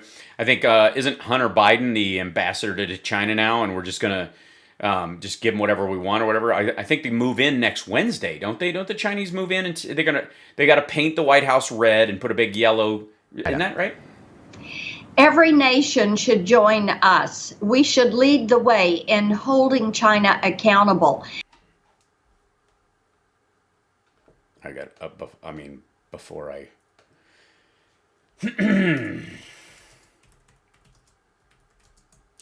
Before I sign out, I mean, this is kind of important. There was a.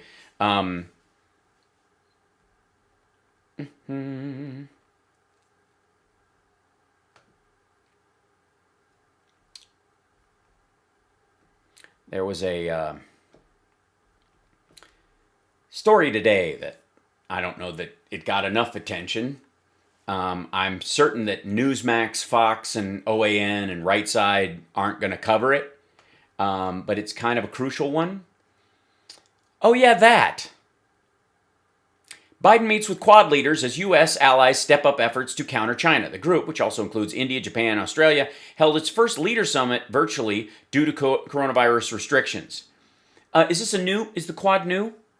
Did it exist during the Trump administration? Did they have access? Could they possibly have had a meeting of it during Trump? Let's see. President Joe Biden on Friday took part in the first leader summit of the informal international alliance known as the Quad as his administration stepped up effort to deal with China's growing influence. The group, which also includes India, Japan, and Australia, met virtually due to coronavirus restrictions.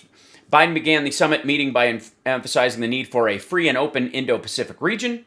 The United States is committed to working with you, our partners, and all our allies in the region to achieve stability. In a joint statement after the meeting, the four leaders reaffirmed their commitment to cooperating on COVID-19 security challenges and climate change. Today, we pledge to respond to the economic and health impacts of COVID-19, combat climate change, and address shared challenges, including cyberspace, critical technologies, counterterrorism, quality infrastructure investment, and humanitarian assistance and disaster relief, as well as maritime domains. That's big with the South China Sea situation.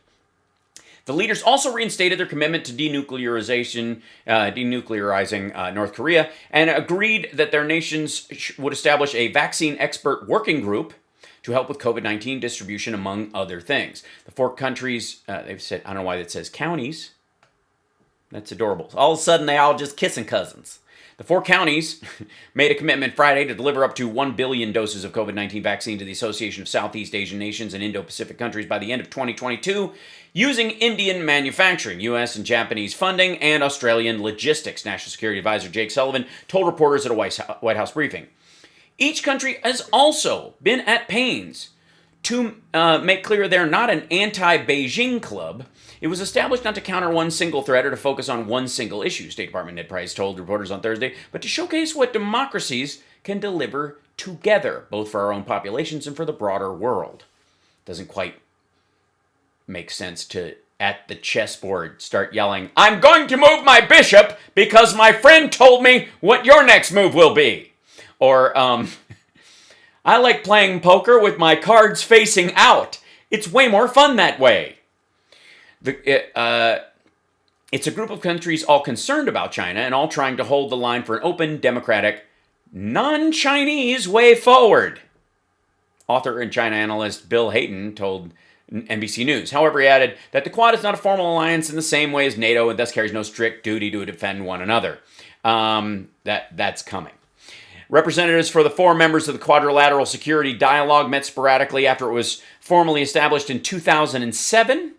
But the group was revived by former President Trump, whose Secretary of State Mike Pompeo attended meetings as Washington sought to reinvigorate the alliance amid escalating tensions with Beijing. Gee, when did he do that? Relations between the world's two largest economies have deteriorated with clashes over trade, COVID-19, Hong Kong's autonomy, Taiwan, and alleged human rights abuses in Xinjiang. In a sign that the Biden administration will continue to take a tough stance, Secretary of State Anthony Blinken labeled China America's biggest geopolitical test of the 21st century. Anthony Blinken, U.S. will engage China from a position of strength. March 3rd, 2021. But yeah, they're probably not going to do anything. I mean, honestly, is there any reason to believe they would do anything? Tell us. But, you know, Rob, it is going to be vital that every nation stand up to China for their human rights violations, for the genocide that they're carrying out on the Uyghurs, for the way they're trying to sinicize. President Xi is trying to sinicize China and do away with anything. This is the... Sinicize China, meaning eliminate anything that isn't Chinese? Or, and get rid of anything. Ultimate cancel culture. This is the ultimate cancel culture. Jesus Christ. Can you think of a dumber way to diminish what's going on with the Uyghurs than to just call it, this is the worst kind of cancel culture? Yeah, that's how we thought of Auschwitz, you dipshit. You have to be in complete agreement with the Chinese Communist Party. But what they are doing to the... Yeah, it's a communist country. We understand the challenge of being in China. I've been there, asshole. I've been to China more times than she has. Guaranteed. I've literally been at a meeting where I knew I was being bullshitted by a state official. Uyghurs, the way they're using them for slave labor there in Xinjiang province, the way they have them Xinjiang in these internment camps, By the way, Hebei, Wuhan. There's a sterilization, the organ harvesting, the way the... Yeah, he just said that, asshole. Women are... You're just parroting back what he fucking said. Being treated. Everybody should stand against this. Okay. Then why did Trump sell them soybeans, corn, and beef last year? The largest order ever. Why the fuck are we feeding the people who are doing this?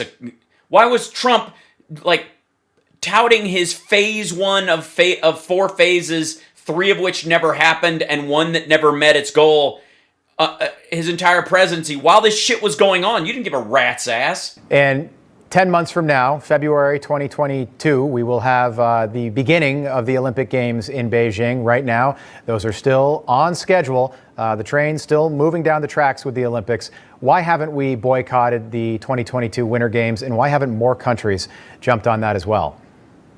We need to be boycotting those Winter Games. We need to do something here. Maybe the Freedom Games. I don't know.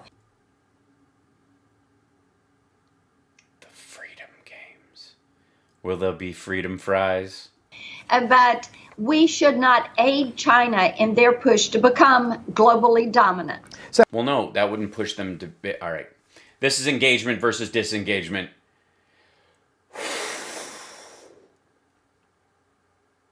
I mean, you know how I have that thing about I hate when stupid people write smart people movies? Like, it's a story about the smartest man ever. And you're like, this is dumb. If he was the smartest man ever, he would have seen this plot point coming, just like I did. That's the problem with this dude, whoever he is at, what's his name? They don't even list him in the, that's sad. Newsmax doesn't even list this dude in his, is he a regular? Who is it? Interviews. Nope. They don't even bother to put it, oh yeah, there he is. Rob Finnerty. Rob Finnerty and Marsha Blackburn, both, nice, Treva, good for you. Well, I appreciate the tip. Senator, I wanted to ask you, we're 50 days now into the Biden administration. Yeah, are you okay?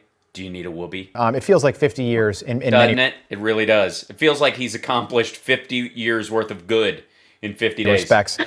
Why do you think that Well, she has COVID. Don't ask her. The president has not held a press conference where he takes questions from the media. By the way, this is the longest a president has waited in over 100 years. Dun, dun, dun. Why do you think that is?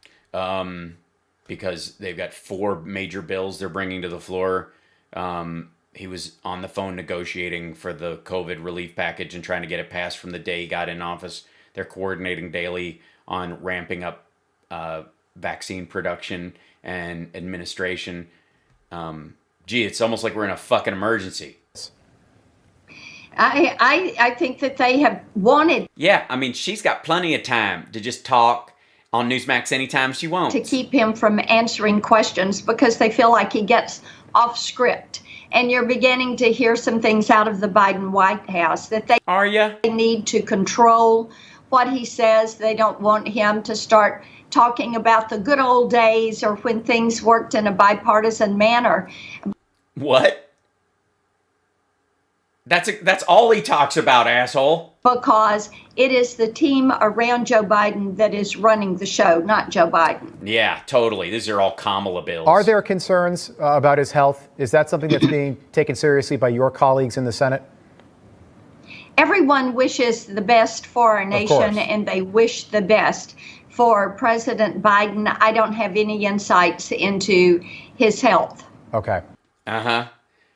I would love to see you debate Joe Biden. Senator Marsha Blackburn of Tennessee, thank you so much. I would pay good money to watch Marsha Blackburn try to debate Joe Biden. So much for joining us this morning. Yeah, we all learned so much. Thanks, Daniel. Appreciate it. Not supposed to call a female an asshole, even if... Really? I thought asshole was an equal opportunity pejorative. I mean, assholes are the great equalizer. And like I said, assholes are like opinions. No. Morning. Great to see you again. Good to see you. Yeah, we all learned so much. Thanks. All right. Thank you. No, thank you. Goodbye. Okay, bye-bye. We've been going at this forever. We don't, I can let you guys go because I have radio in the morning. Maybe I'll do Rudy's show in the afternoon tomorrow. What do you think? Maybe we'll save it till tomorrow because I can't. Just friggin' ick. That's just that's like doing a Rudy video is a job in and of itself. Proud to be an arsehole. Well, I have a few quotes I'm pretty proud of. And one of the better ones besides, the mottos that you guys know so well is that opinions are like assholes. If you tell me you don't have one, I know you're full of shit. I don't know, maybe I was 17 when I wrote that one. And I stand by it. I think that's I need to make a t-shirt with that on it. That's all you got. We have, it's nice. We actually have trolls in the Twitch now. That's nice. They're spreading out. Thanks again for the trolls for being here. What time is John's live tomorrow? He's usually on in the afternoon. He's usually at 1. I do mine at the regular time. So it'd be 3. Mark, thank you. Like 3 or 4 o'clock. Yeah. Trolls on Twitch. Yeah. It's adorable.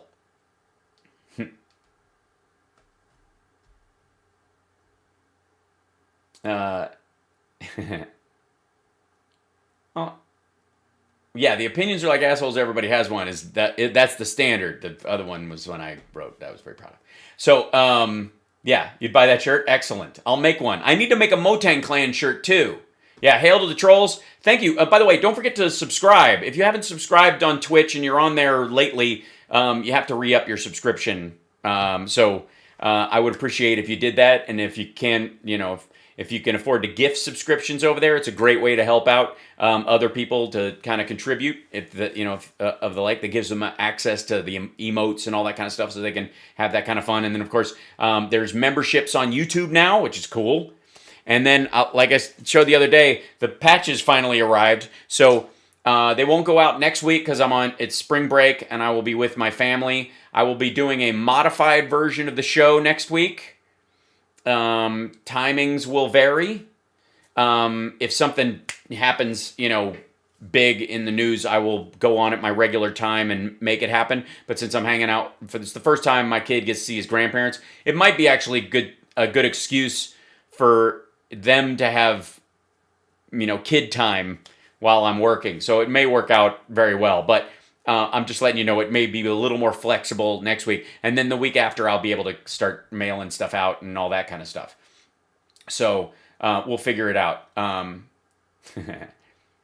Yes, thank you guys so much. I appreciate it. Oh, a hype train right at the end. Look at that. Thank you for the subscriptions. Oh, nice. The dad. Thank you for resubscribing using Amazon Prime, which doesn't cost you a dime. No more crying? Really? Okay, well, I'll keep it to a minimum. I only do it when it's real, so you don't have to worry about that. And I don't really feel like crying that often.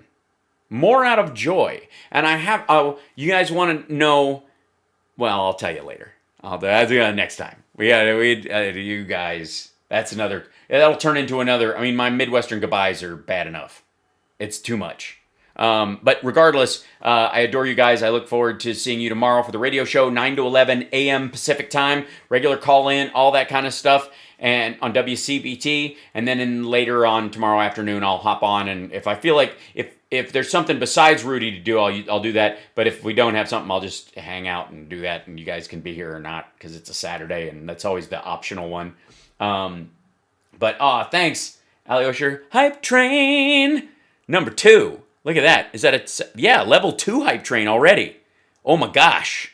Don't listen to that, Hal Sparks. Just cry anytime you want. Thank you. I do. That's why I would never deny my emotions. That's what I'm saying. I'll only do it when it's real. I'm not going to turn into friggin' Glenn Beck or Robert Tilton or Swaggart. I have sinned against you. My sins are my own business. That's how we live around here. Love you guys. Thank you so much. And thanks again to all the trolls for puffing up our numbers. I appreciate it. I noticed that after, your the Trump thing has continued to not pay off afterwards, you're kind of in Roseanne's boat right now. You're a little brokenhearted. And you thought you'd be able to show me any day now. So I look forward to, I guess, March 20th, then April 1st, then May 20th. Those are the big days. So you can ramp up. Maybe you don't have to hang out all the time, but if you want to come by in the 10 days leading up to those and start telling me that I'm going to be wrong and Trump's going to be president and, and Biden's in a set at Amazon Studios, please hang out and yell that shit into the wind all you want. You're always welcome to flail that horse shit all over the place. It puffs up our numbers, and we're glad to have it. All right, take care of yourselves, guys, and I will see you bright and early in the morning, and then in the afternoon, and then in the Monday, and then there we go. All right, and thank you guys. Thanks most of all to our patrons, patreon.com/HalSparks. You guys are really the ones that have made this real. And I look forward to taking you guys on the road with me as I start doing live shows again. So take care of yourself, and I'll see you tomorrow. Okay, bye.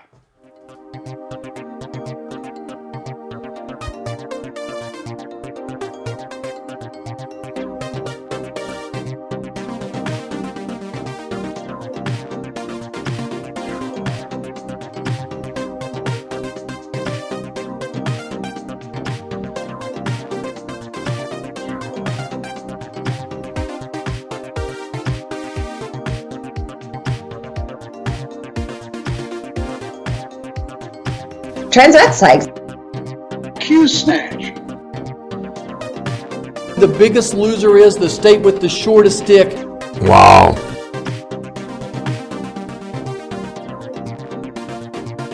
Free health care for illegal. To me, Corona means Italy. For Iowa values. For Iowa values. Bureaucracia. Viciously and horribly attacking the white race. Wow. Captain's log. The sportos, motorheads, geeks, sluts, bloods, wastoids, dweebies, dickheads, they all adore him. They think he's a righteous dude.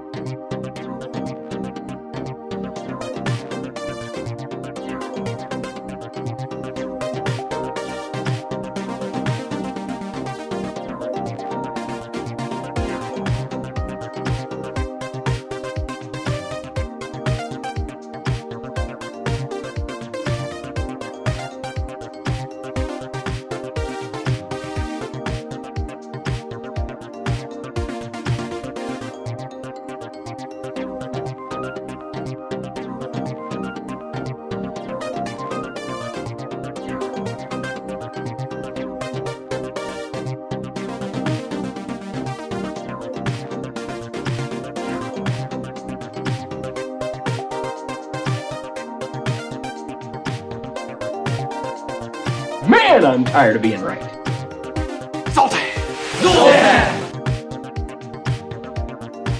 A chat with you and somehow death loses its sting.